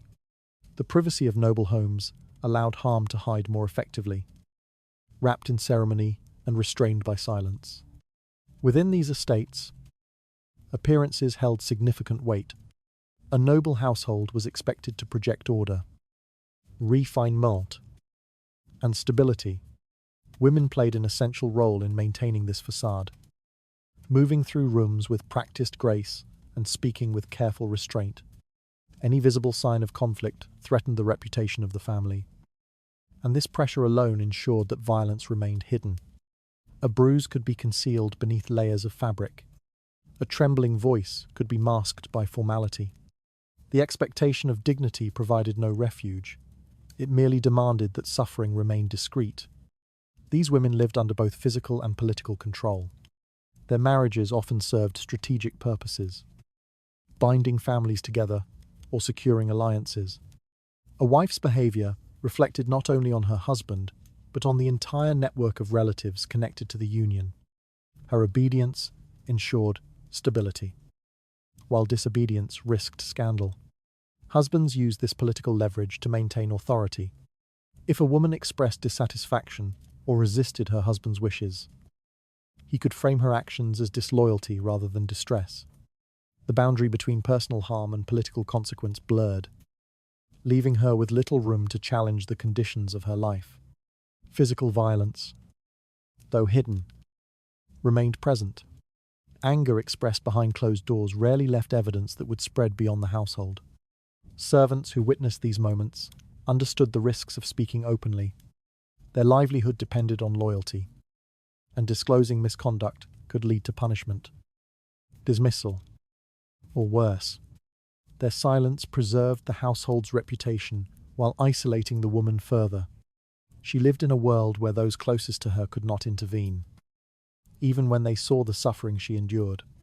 Noble women faced legal restrictions that made escape nearly impossible. Divorce required grounds that aligned with the court's expectations. Typically, adultery or extreme violation of marital duties. Violence alone seldom qualified, even when a woman presented her case. The court weighed her husband's reputation heavily. A man of influence could defend himself with ease, while a woman, lacking political authority, struggled to prove her claims. The standards for dissolving a marriage worked against her, reinforcing the belief that she must remain with her husband regardless of his actions. Her financial dependence also played a role. Wealth in noble families belonged to the husband or to the lineage he represented. A wife did not control property independently, even if she came from a wealthy background. Without access to resources, leaving the marriage meant losing her home, her security, and often her children. The law favored paternal rights, allowing the husband to claim custody if the marriage dissolved. This possibility alone deterred many women from seeking separation. The fear of losing their children kept them bound to a life they could not change. Social expectations created additional pressures. A noblewoman was expected to embody virtue, patience, and composure. If she spoke openly about mistreatment, she risked being labeled unstable or disloyal. Society questioned women more harshly than men, scrutinizing their behavior for signs of rebellion or emotional instability. These judgments discouraged women from sharing their experiences, even with close acquaintances. Their isolation was not only physical but social, shaped by a culture that demanded they protect the household's image at all costs. Inside these grand estates, violence adapted to its surroundings. It became quieter, more deliberate, hidden beneath layers of political obligation and social expectation. A raised voice could echo through the corridors, yet no one would acknowledge it. A closed door could conceal harm that servants sensed but never discussed. The structure of noble life ensured that suffering remained private, leaving women to endure harm within the same walls that symbolized their status. Even those who suspected the truth seldom intervened. Families valued alliances more than individual well-being. Relatives who might have offered support often hesitated, fearing the consequences of opposing a powerful husband. Their silence reinforced the isolation of the woman trapped in her marriage. They comforted themselves with the belief that noble households were above such problems, even as they ignored evidence that suggested otherwise.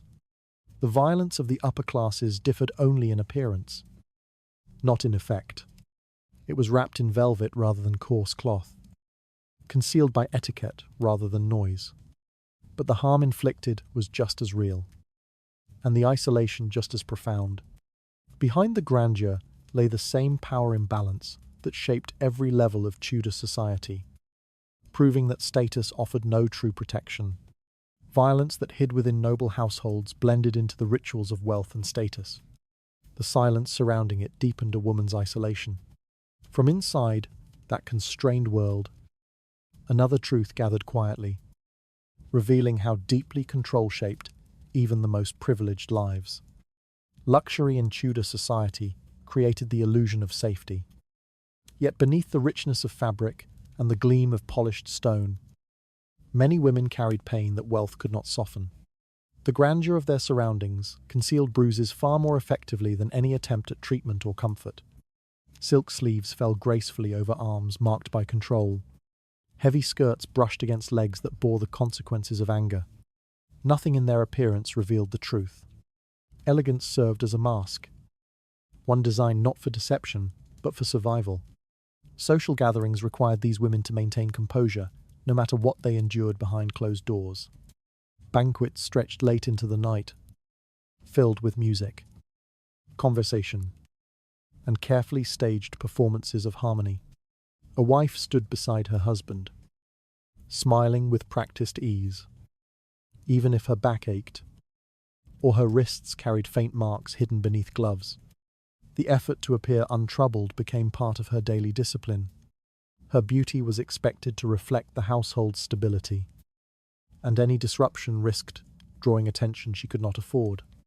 The contrast between public grace and private suffering created a quiet tension. Every gesture was shaped by caution. When a woman lifted her cup, she checked whether her sleeve covered her bruises.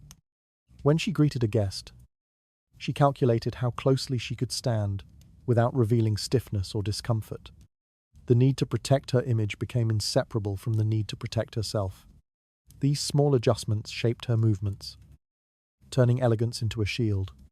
Conversation during these events rarely touched the reality of domestic life. People admired clothing, discussed alliances, and gossiped about court politics. But no one addressed the harm that might lie beneath the surface. A woman who appeared pale or tired was said to be overwhelmed by the demands of her household or the stress of maintaining her social position. Such explanations required no evidence because they aligned with expectations. The idea that her injuries came from violence was not considered. Or, if it was, it remained unspoken. Servants who dressed or assisted these women often saw more than they were allowed to acknowledge. They noticed the lingering bruises, the hesitation before putting on a corset, or the careful way a woman lowered herself into a chair. Yet their silence was part of their role. Speaking openly risked severe punishment. They understood the household's unspoken rule. What happened in private must remain there. Their loyalty reinforced the structures that confined the woman, even as they sympathized quietly with her suffering. For wealthy women, escape was more difficult than it appeared. Their lives were woven into networks of political expectation and family reputation. Leaving a husband meant not only facing social condemnation, but also disrupting alliances that shaped regional power. A woman who fled her marriage risked losing her children, her inheritance, and any sense of security she possessed. Wealth did not provide freedom. It anchored her more firmly to the life she wished to escape. Even those who longed for a different future found themselves with no space to act. They were surrounded by guards, servants, and advisors loyal to the husband's authority. Their letters were monitored, their movements observed, and their interactions controlled. Loneliness grew in places where luxury should have provided comfort. The more elaborate the surroundings, the more effectively they concealed her inability to change her circumstances. Beauty and wealth also intensified judgment. If a woman showed signs of distress, onlookers assumed she was ungrateful or overly emotional. People believed that luxury should protect her from suffering, and any indication of unhappiness was treated as weakness rather than evidence of harm. Expectations hardened around her, pressing her towards silence. She learned to adjust her posture, soften her voice, and maintain the serenity expected of her, even on days when serenity felt impossible. At night, the contrast between appearance and reality became unavoidable. In the stillness of her chamber, the layers of silk and velvet fell away, revealing the bruises that marked the truth. The quiet emphasized her isolation. No music covered her pain. No gathered crowd softened the sense of confinement. She lay awake, understanding that the next day would demand the same performance. Her suffering remained invisible to everyone except herself. The wealth surrounding her did not lessen the harm. It concealed it more thoroughly. The ability to host grand feasts, to wear gowns adorned with pearls, or to walk through gardens sculpted with care offered no protection from a husband's control. The walls of her home, though beautiful, served as barriers that kept her contained. She lived within a gilded structure that magnified her vulnerability rather than easing it. Elegance became a form of silence, a way to present stability while hiding the instability within. Women in these circumstances learned to move through their days with a calmness that required constant effort. They survived by mastering the art of appearing untouched, even when their bodies reminded them otherwise. Luxury allowed suffering to disappear beneath fabric and ritual.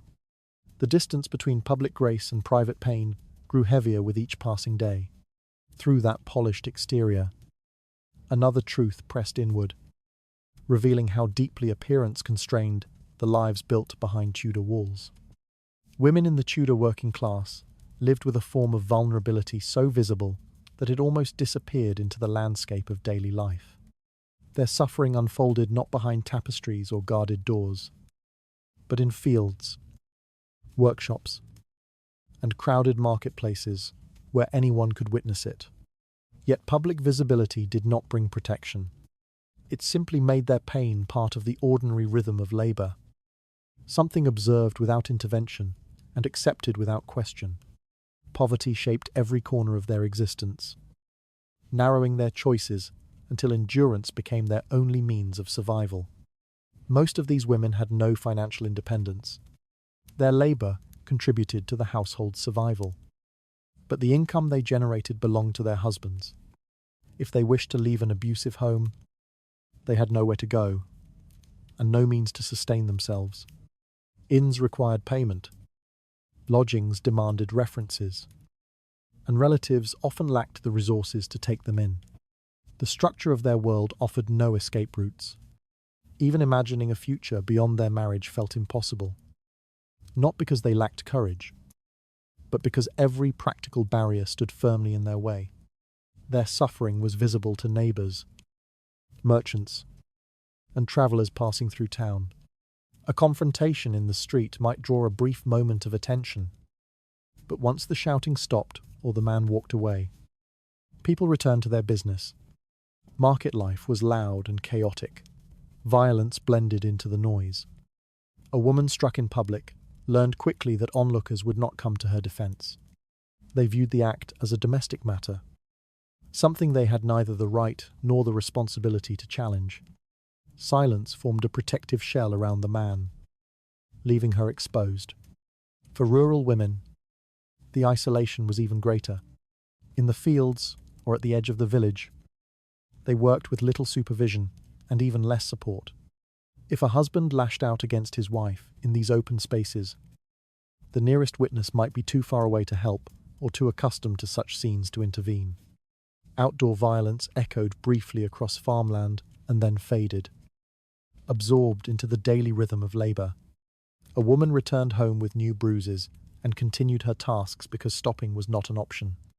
Survival required constant work, regardless of her condition. The community's acceptance of such violence shaped the emotional world of these women.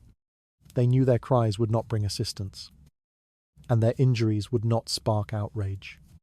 People believed that hardship naturally accompanied working-class life, and suffering became part of the expected order. When a woman limped through the market or moved stiffly while lifting goods, others assumed she was tired rather than harmed. This misinterpretation allowed violence to remain undisturbed, protected by the assumption that her pain came from labor rather than abuse. Women in these circumstances rarely had the opportunity to express their experiences. They lacked the literacy needed to write letters or petitions. They could not travel to distant courts without permission or money.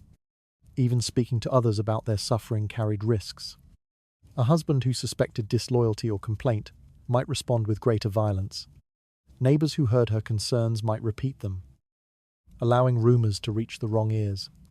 Silence became necessary not only because no one listened, but because speaking invited danger. Work itself offered temporary moments of relief, though never of safety. Labour placed women in communal spaces, where they could exchange glances or brief words with others who understood their situation. But these interactions remained limited. Everyone carried their own burdens, and the shared understanding did not translate into collective protection. Hardship stretched across entire communities, leaving little room for solidarity. Women learned to manage their suffering privately while maintaining outward composure. Children witnessed the constraints placed on their mothers and internalized the lessons.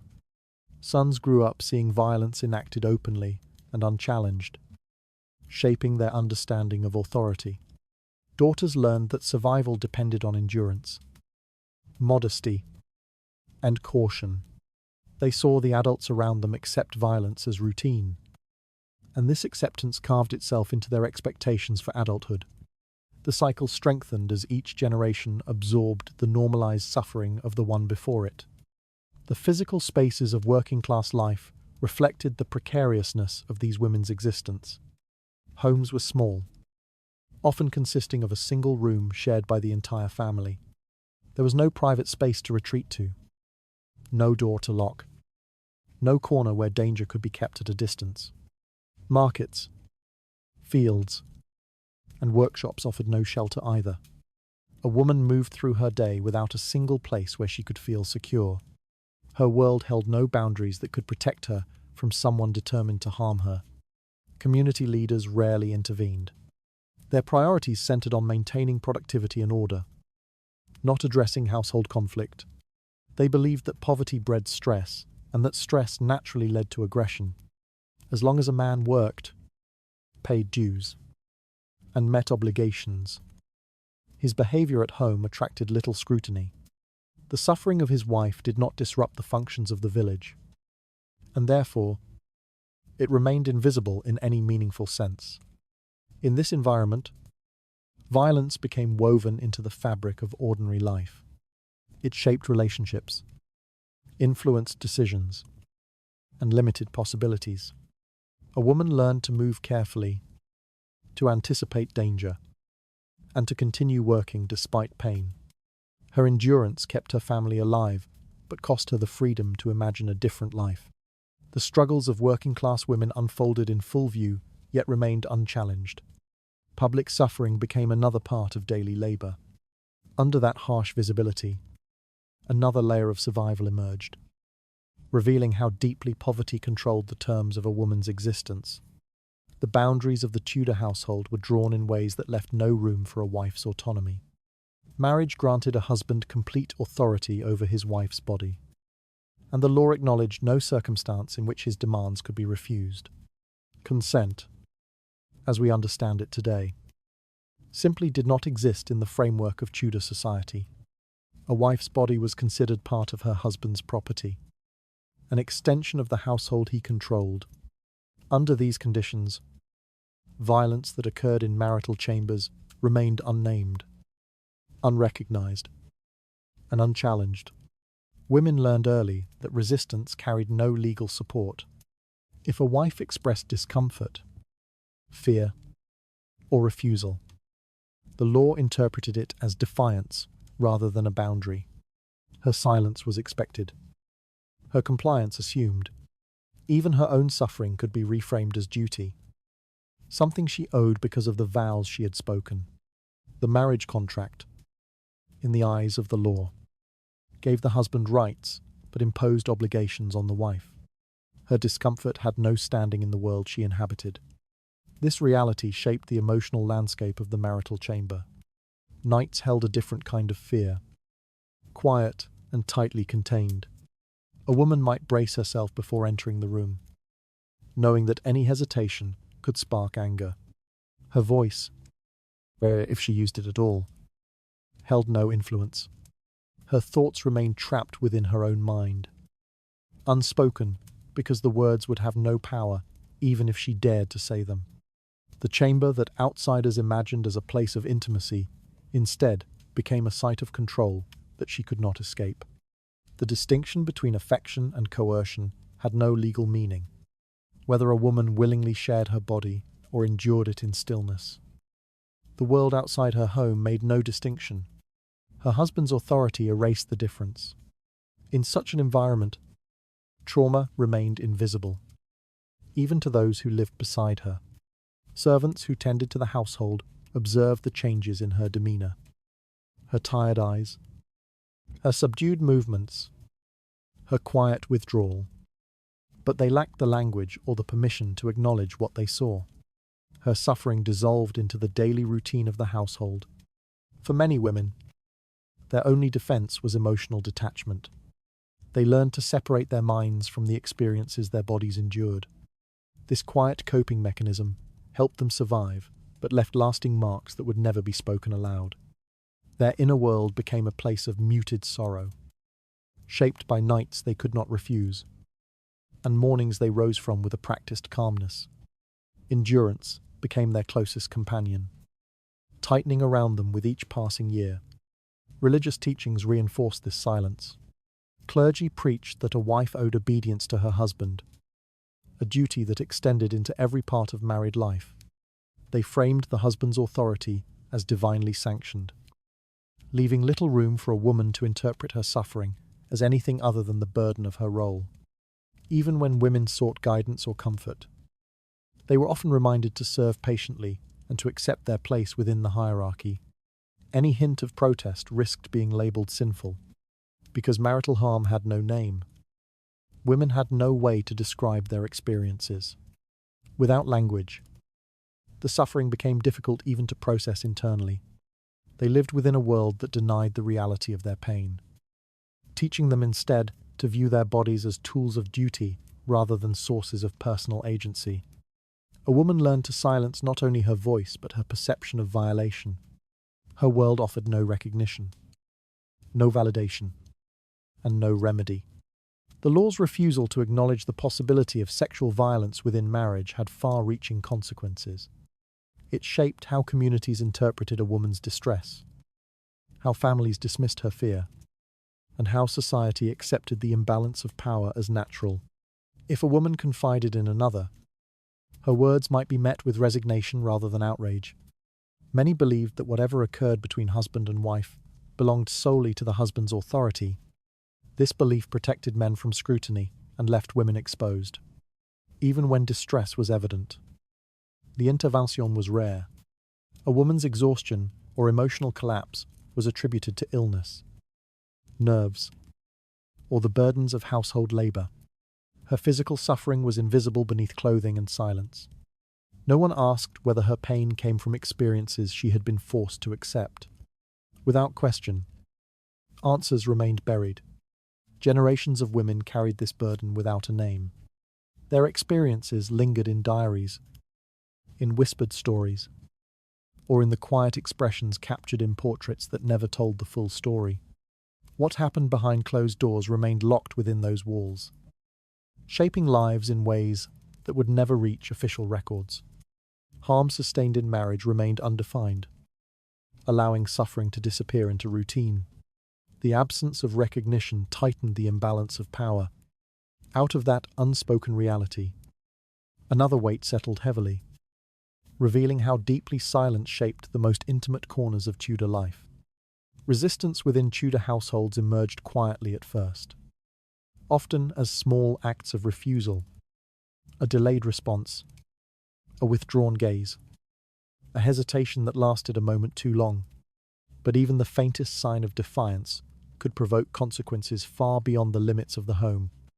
Women who attempted to reclaim fragments of control found themselves confronting a world determined to silence them.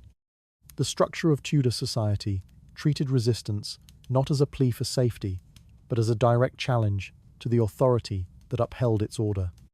Some women resorted to more visible methods of rebellion when silence became unbearable.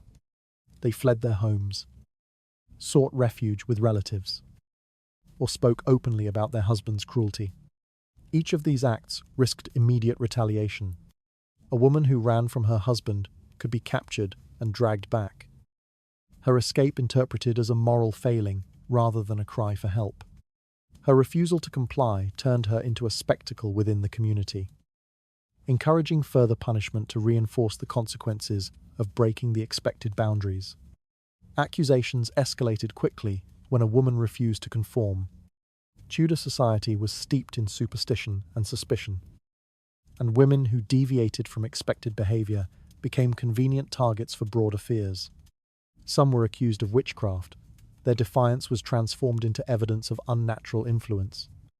A woman who spoke too boldly could be said to possess dangerous knowledge. A woman who resisted her husband could be portrayed as controlled by dark forces.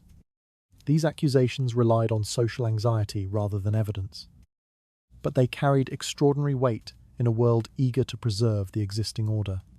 Punishments were severe. A woman suspected of witchcraft or rebellion could be imprisoned for months, while officials investigated, often with no intention of proving her innocence. Imprisonment broke her connections to the outside world, leaving her isolated from allies who might have offered help. Others were banished from their communities, forced to wander without resources or protection. Exile served as both punishment and warning, demonstrating the dangers of resisting authority. The most extreme cases ended in execution, carried out publicly to reinforce the message that disobedience, when pursued too openly, would not be tolerated. Even when the accusations stopped short of legal charges, the social consequences were equally destructive. Women who challenged their husbands risked being labeled unstable or hysterical. Their emotional expression, fear, frustration, or desperation, was reframed as madness. This label stripped them of credibility, making it easier for officials to dismiss their claims and for communities to avoid questioning the husband's behavior. The accusation of insanity became another tool of control, ensuring that a woman's attempt to assert herself could be discredited instantly. Isolation deepened for those who resisted. Friends distanced themselves to avoid becoming entangled in conflict. Relatives sometimes withdrew support, fearing the repercussions of siding with a woman accused of rebellion or immorality.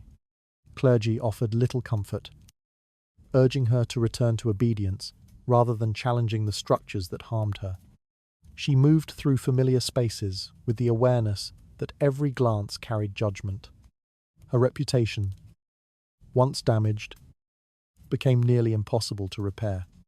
For many women, the threat of these consequences shaped their behavior long before they ever considered acting against their husbands.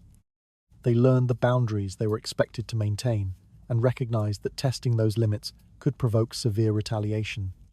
The memory of women punished for resistance hovered over them, a silent reminder that survival depended on compliance. Fear acted as an invisible restraint, guiding their decisions and shaping their understanding of what was possible. Those who did resist often did so, knowing they might lose everything. They acted not from confidence, but from desperation, choosing danger over a life they could no longer endure. Their courage, however, rarely appeared in official histories. Records focused on accusations, charges, and punishments, rather than the suffering that had prompted their rebellion. Their stories dissolved into archives, shaped by the men who sought to erase their defiance. In communities where violence was normalized, a woman's attempt to resist threatened the balance that allowed others to ignore her pain. Intervention required questioning the authority of husbands and the legitimacy of the social order. Many preferred silence to disruption. As a result, women who fought back stood alone, bearing the weight of retaliation with no assurance that anyone would speak for them. The consequences of resistance revealed the depth of control embedded in Tudor life. Violence was not merely tolerated, it was protected by law, custom, and belief. When women dared to challenge this structure, they exposed themselves to dangers even greater than the violence they sought to escape. Their suffering served as a warning to others, reinforcing the unspoken rule that obedience was the only safe path. Acts of defiance exposed the harshest edges of Tudor power. Punishment fell quickly on those who stepped beyond prescribed boundaries. Amid that unforgiving order, another truth edged closer, revealing how fear shaped every attempt to reclaim even a fragment of autonomy. Quiet forms of rebellion moved through Tudor households in ways that rarely reached official records. Women who could not resist openly found small, deliberate methods to preserve their voices. Their defiance had no dramatic scenes or public declarations. Instead, it appeared in the spaces where no one thought to look.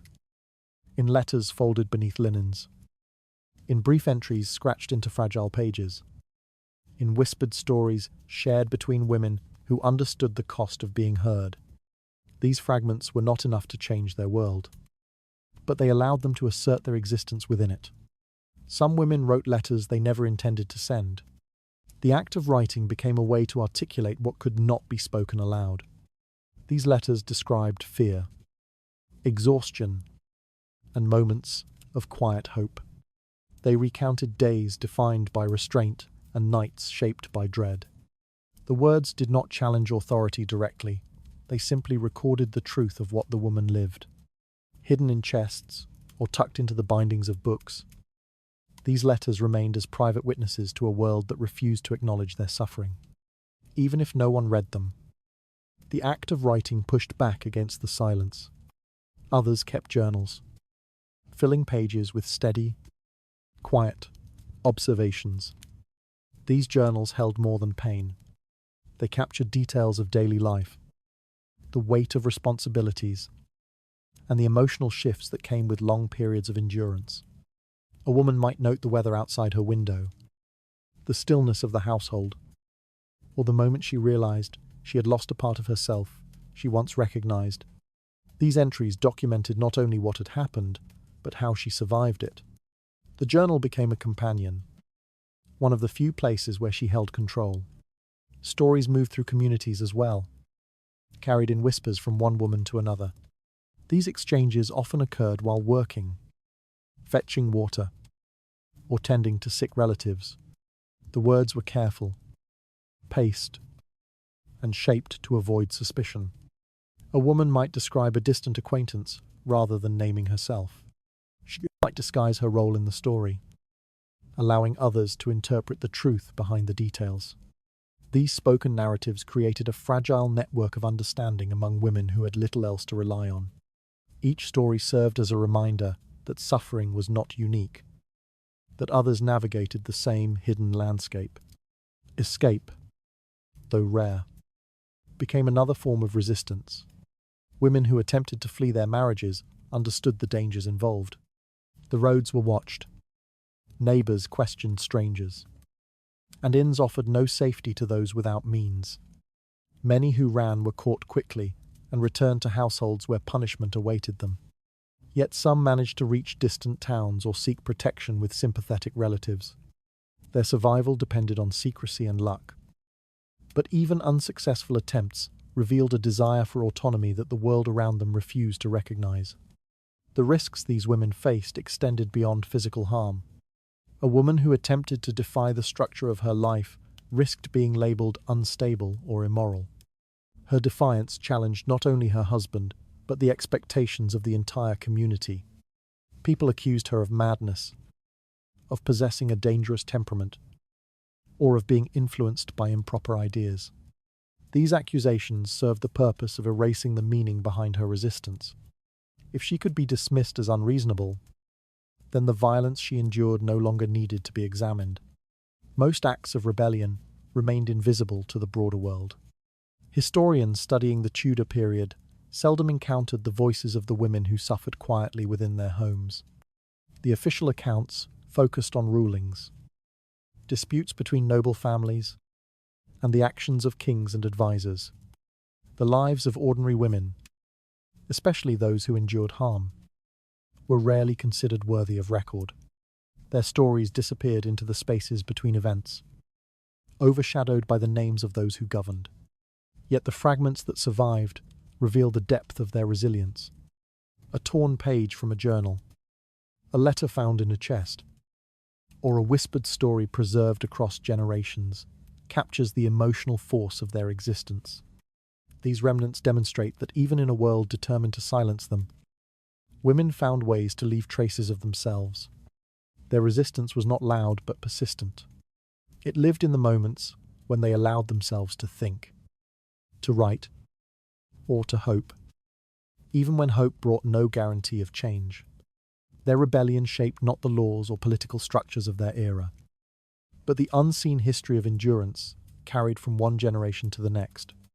Each quiet act forced the world's attention, however briefly, toward the truth of their lives, even if the records ignored them. Their stories survived in the memories of those who understood their struggle. Silent defiance revealed lives that refused to disappear beneath obedience. Hidden letters and whispered stories carried truths the world chose not to see. Through that fragile persistence, another layer of endurance formed, showing how resistance survived even when unrecognized. Women who served as nurses, attendants, or household workers occupied a quiet and complicated space within Tudor homes. Their roles placed them close to the private lives of the families they served. They washed linens, prepared food, tended to injuries, and moved through rooms where doors closed quickly behind them. In these positions, they witnessed moments of distress that others preferred not to acknowledge. Yet their presence, though essential, came with strict expectations. They were to observe, assist, and remain silent, especially when the truth they saw disturbed the delicate order of the household. Some of these women became discreet sources of comfort for wives who endured harm. They offered small gestures, a basin of water left within reach, a hand supporting the woman as she dressed, a whispered question asking if she needed a moment to rest. These were not acts of open defiance. They were quiet acknowledgements of suffering, shaped by the understanding that help had to remain invisible to avoid punishment. Through these gestures, a woman could feel momentarily less alone.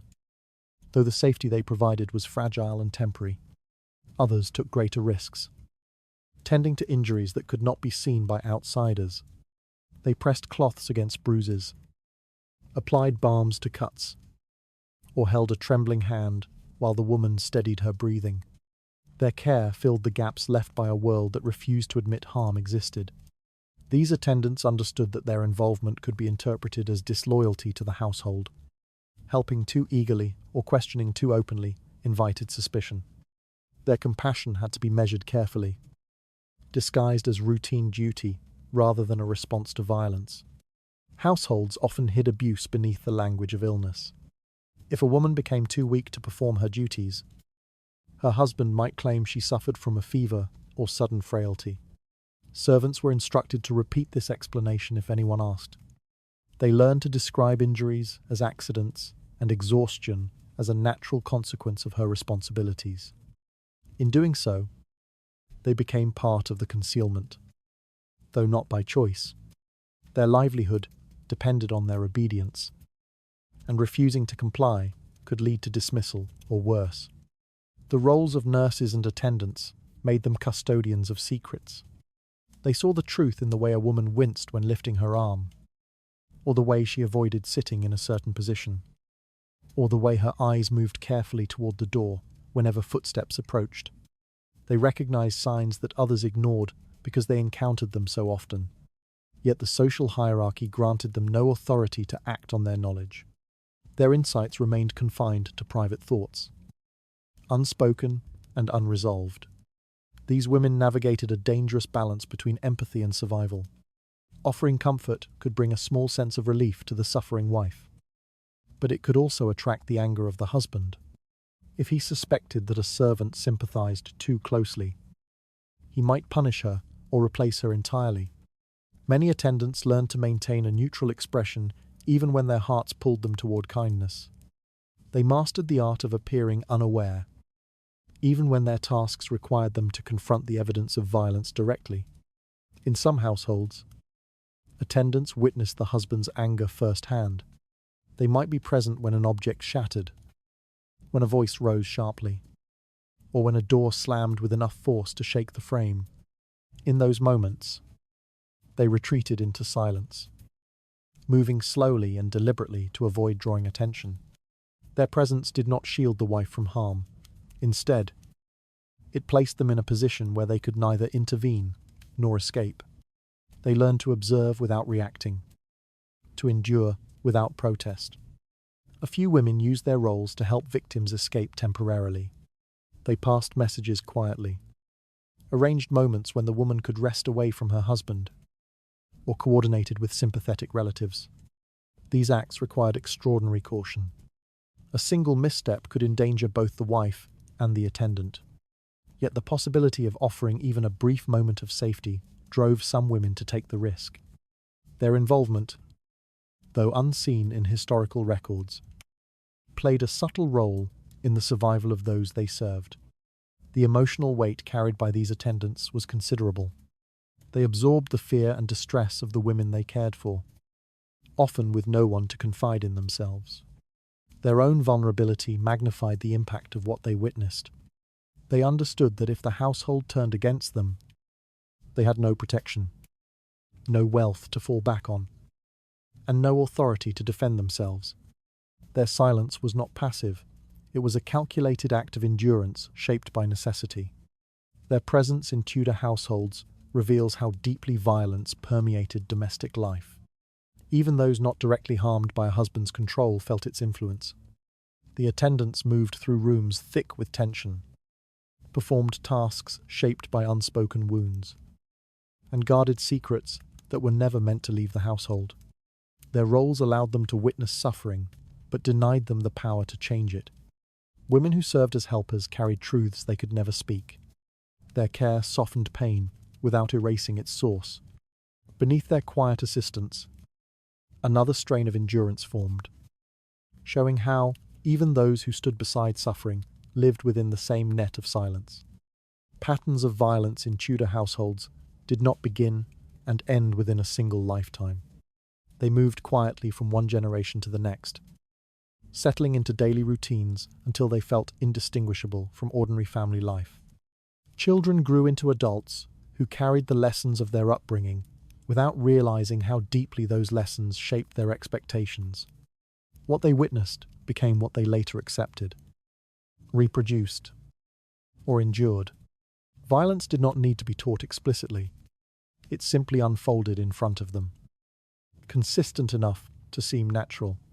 Families often described harmful behavior as tradition. A sharp hand, a raised voice, or a night of tension was explained as something that had always existed in their lineage. People repeated phrases that stripped violence of its weight. This is how my father behaved. This is how households are managed. This is how discipline works.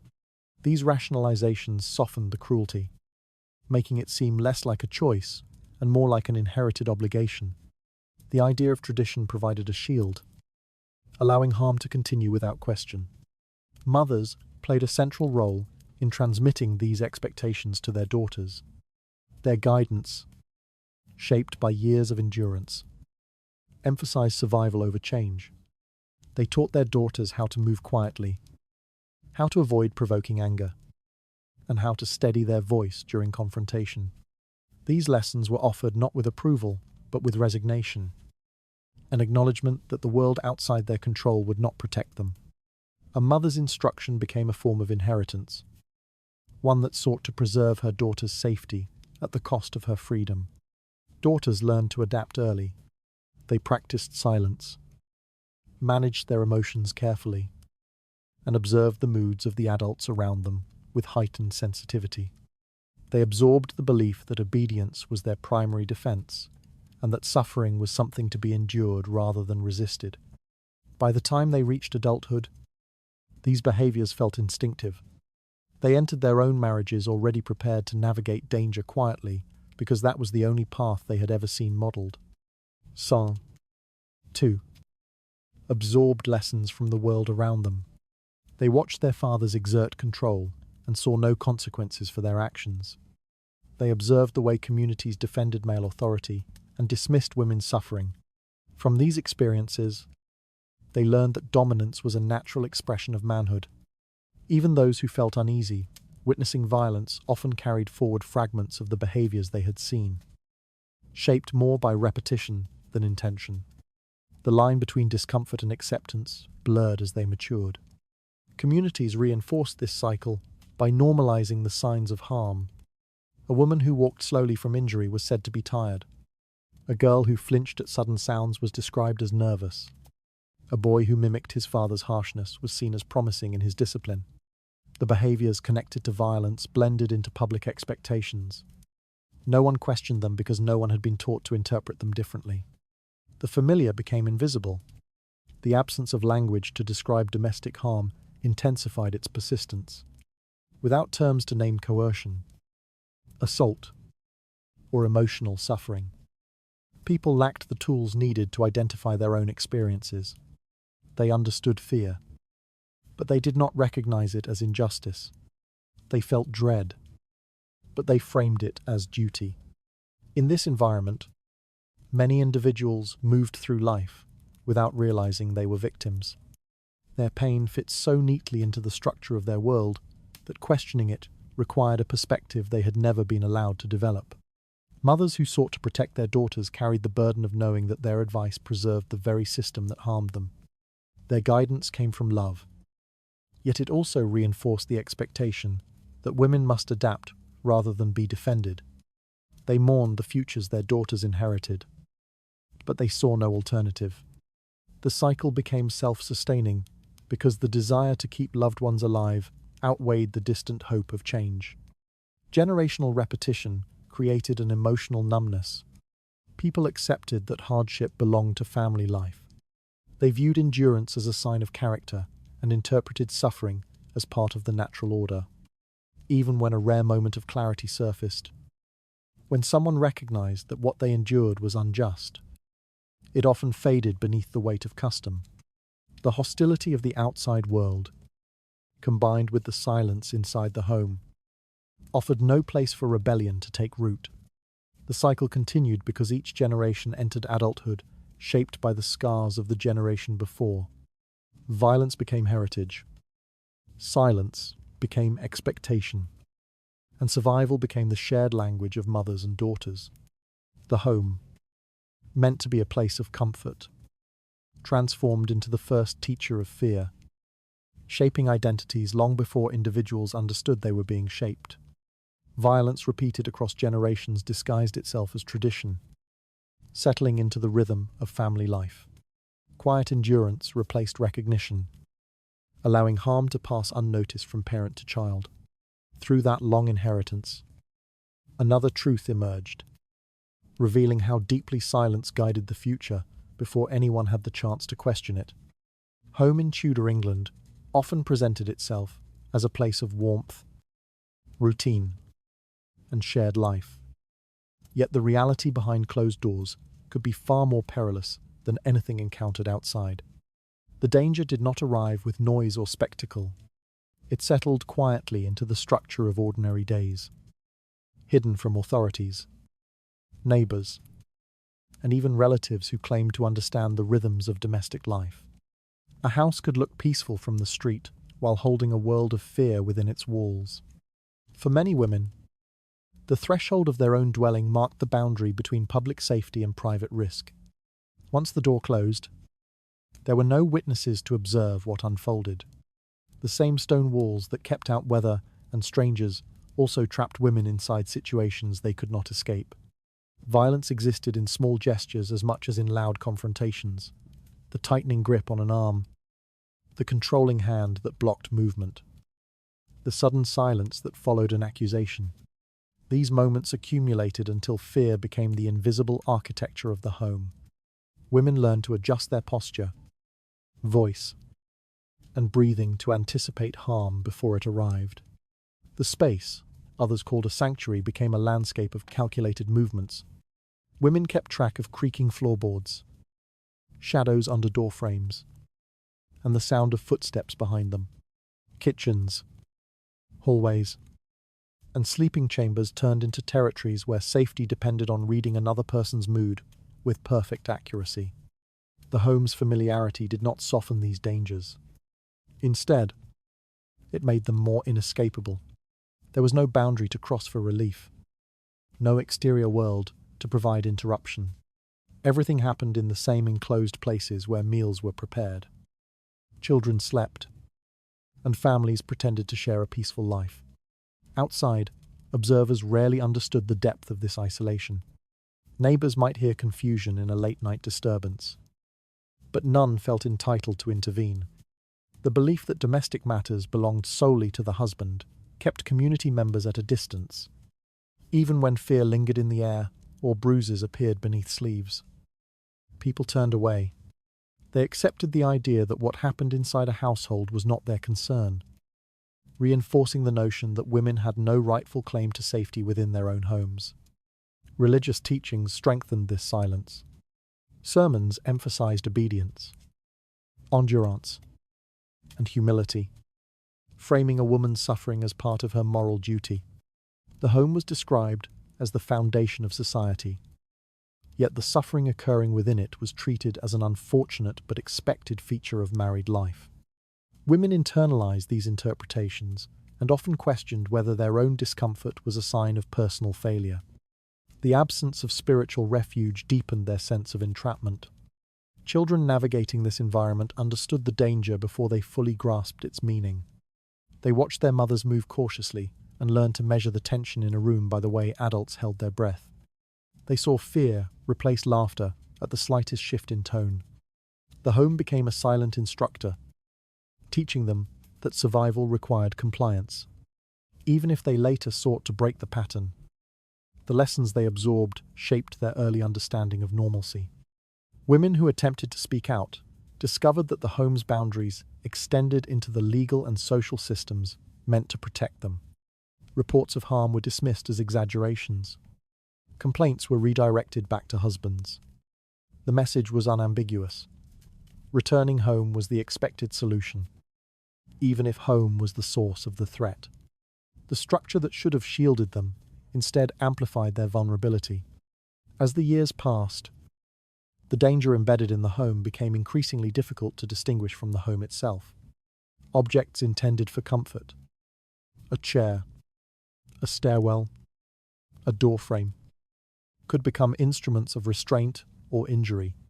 Silence became the dominant language, shaping how women related to their surroundings. They learned to listen for the shift in atmosphere that signaled approaching harm. They mapped escape routes they would never use. They rehearsed explanations for injuries they could not avoid. A home's reputation in the neighborhood often contradicts the reality within.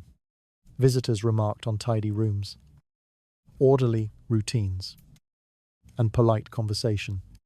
These surface impressions concealed the effort required to keep fear hidden.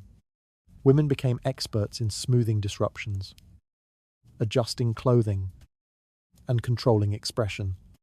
The home functioned like a stage where danger remained backstage, unseen but constantly present. In many Tudor households, the greatest threat a woman faced was not disease, or war. It was the person she shared her bed with.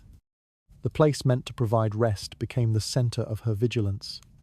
Safety was not guaranteed by walls or locks. It depended entirely on the unpredictable temperament of the man who held authority over her. Home became dangerous the moment silence replaced truth. Safety dissolved into routine fear. Hidden behind walls that revealed nothing, ahead lies a deeper shadow, waiting to expose how history learned to forget what happened in those rooms. The record of Tudor life appears orderly when viewed through the pages that survived. Lists of titles, marriages, inheritances, and carefully curated accounts of noble households. Yet every archive carries a silence as deliberate as ink.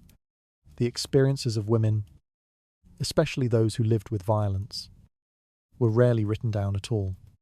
What remained was a version of history shaped by clerks, statesmen, and churchmen, each documenting the world from the vantage point of authority. Their quills preserved the concerns of men, while allowing the bruises of women to fade without acknowledgement. Inside private homes, suffering unfolded with no witness the law recognized. When a woman cried, no official ledger captured the reason. When she disappeared from gatherings or walked with a limp, no chronicler felt obligated to ask why. The court records that do exist mention property disputes, feuds between neighbors, or accusations of theft, but little about pain inflicted within marriage. Violence against a wife was considered a household matter, too mundane, or too uncomfortable for formal attention. In that absence, the truth dissolved. Even in the rare cases where a death occurred, the explanations were framed in vague, unquestioned phrases. A woman fell, weakened, or succumbed to illness. Physicians, when summoned, had little authority to investigate further, and many had no interest in challenging a husband's account. Without forensic practices, the cause of death remained whatever the household claimed it to be. A bruise became a symptom of poor health. Broken bones became misfortune. Silence became evidence. Official history reflected that same indifference. Chronicles focused on wars, diplomacy, and the succession of rulers. Writers described lavish banquets, royal marriages, and political scandals, while the daily brutality inside countless homes remained unmentioned. A noble estate might be recorded for its architecture or its lineage, but not for the violence hidden in its corridors. Generations later, visitors admired the stone floors without knowing whose blood had soaked into them after servants scrubbed through the night. Women themselves had few tools to preserve their own experiences. Most could not write, and even those who could often feared leaving behind anything that might be discovered. Letters were burned, journals destroyed, testimonies whispered only to those who might share the same fate. A woman who wrote openly risked being dismissed as hysterical or punished for speaking ill of her husband. Memory became her only refuge. And memory dies when the body does. The erasure extended beyond individuals. Patterns. Systemic. Familiar. Repeated. Never entered legal language or moral debate. Without documentation, society could pretend the problem did not exist. Clergymen preached about obedience. Magistrates enforced domestic hierarchy. Neighbours learned to look away. Future generations were left with a distorted image, a history of estates but not of the women who lived and suffered within them. A strange irony emerged from this silence. Tudor society was meticulous about recording matters of inheritance, taxation, and bloodlines, yet it ignored the literal blood spilled behind closed doors. The same hands that signed decrees shaping the kingdom could also leave marks on a wife's skin. And no chronicler thought the two realities were connected. The public story and the private truth existed side by side but never touched on the page. In rare moments, a fragment surfaced. A complaint brought reluctantly to court. A rumour noted in a parish register. A whispered accusation preserved in someone's marginal notes. These glimpses reveal more than they say. They show a world where accusation itself was nearly impossible, where evidence vanished with the morning washwater, and where women learned quickly that their pain did not belong to history unless a man decided it mattered. The silence was not accidental. It was structural. Those who controlled knowledge also controlled what was remembered. When violence became normalized, documentation became unnecessary. The absence of records created the illusion of peace. And peace, once accepted, became part of the historical narrative. What the world now studies as Tudor life is, in many ways, a scaffold built on omissions. Looking back at these archives, one can almost sense the weight of what is missing. Behind every estate inventory, there might have been a woman who lived in fear. Behind every marriage alliance, a wife who endured long nights without help. Behind every noble title, a household managed through control and silence. The documents survived, but the women disappeared. The official accounts celebrated order while ignoring the disorder hidden within families. The gaps in those records left generations blind to the suffering that shaped everyday life. Somewhere inside those omissions, a deeper question forms, waiting to reveal what history refused to write. History remembers the Tudor world for its crowns and courts, yet it forgets the terrible quiet that lived inside its homes. Behind every painted portrait lay nights without a single cry heard, and at times, the stain on a white gown came from something far closer than any battlefield. The Tudor age has long been described as an era of order, strict households, rigid hierarchies, and a kingdom arranged around obedience and control. But order was only a surface, polished and displayed for others to admire. Behind it, the most private spaces carried wounds no historian bothered to trace. The walls of Tudor homes absorbed everything that people refused to acknowledge, the fear that shaped a woman's steps, the trembling breath before a blow, the quiet endurance mistaken for virtue.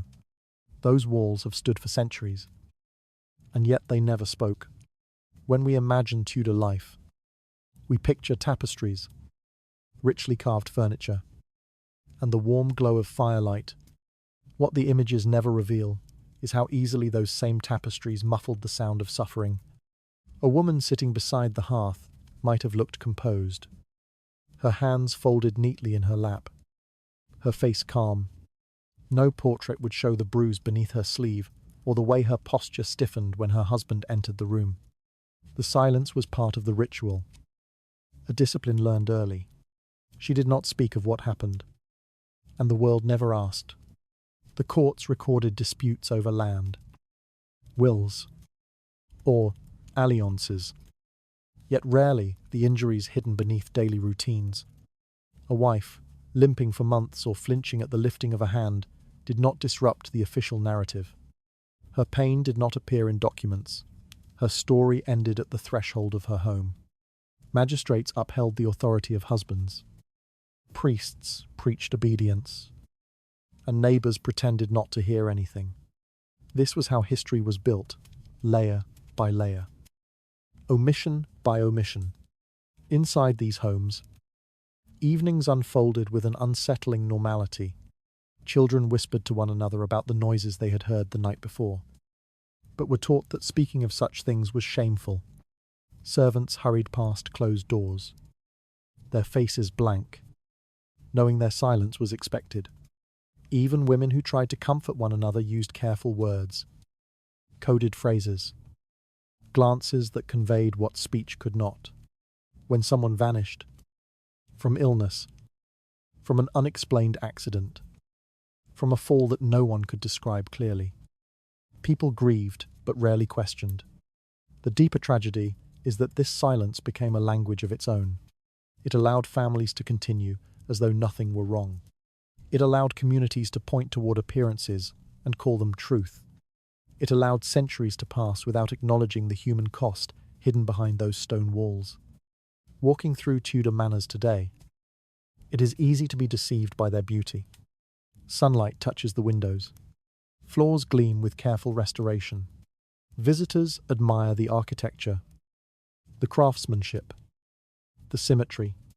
They take photographs beneath portraits of noble women whose faces seem serene. No one sees what those women endured after the painter left. The surface remains intact and polished, while the stories buried beneath it have long since disappeared. Yet the walls remember. Stones retain heat and cold, and they once retained the rhythm of footsteps. Light when hope remained, heavy when fear grew. They heard whispered apologies, short breaths, muffled weeping. They saw the moments when endurance cracked into despair. When someone placed a hand over a bruise and tried to steady herself before stepping into daylight, they witnessed everything, even when no one else dared to look. History, however, moves in straight lines. It follows kings, laws, battles, and treaties, leaving little room for private lives. Women who lived in fear did not shape kingdoms. Therefore, the chroniclers believed their stories were unnecessary. But the truth is that these silent stories shaped entire generations. Children raised in violence carried its memory into adulthood.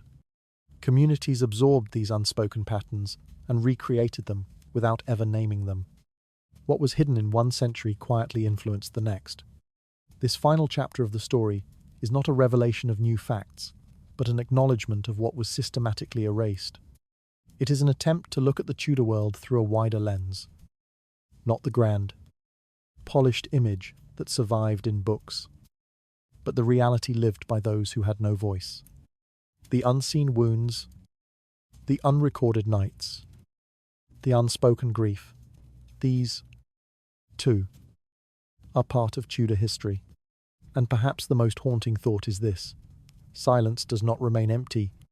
When a story is not told, something else fills its place. Assumptions, myths, comforting illusions. We imagine happy households, obedient wives, and peaceful domesticity because that is what the official record suggests. But the absence of testimony is not evidence of peace. It is evidence of fear. Many Tudor women died without leaving a single written word behind. Their names survive only when attached to marriage records or burial registers.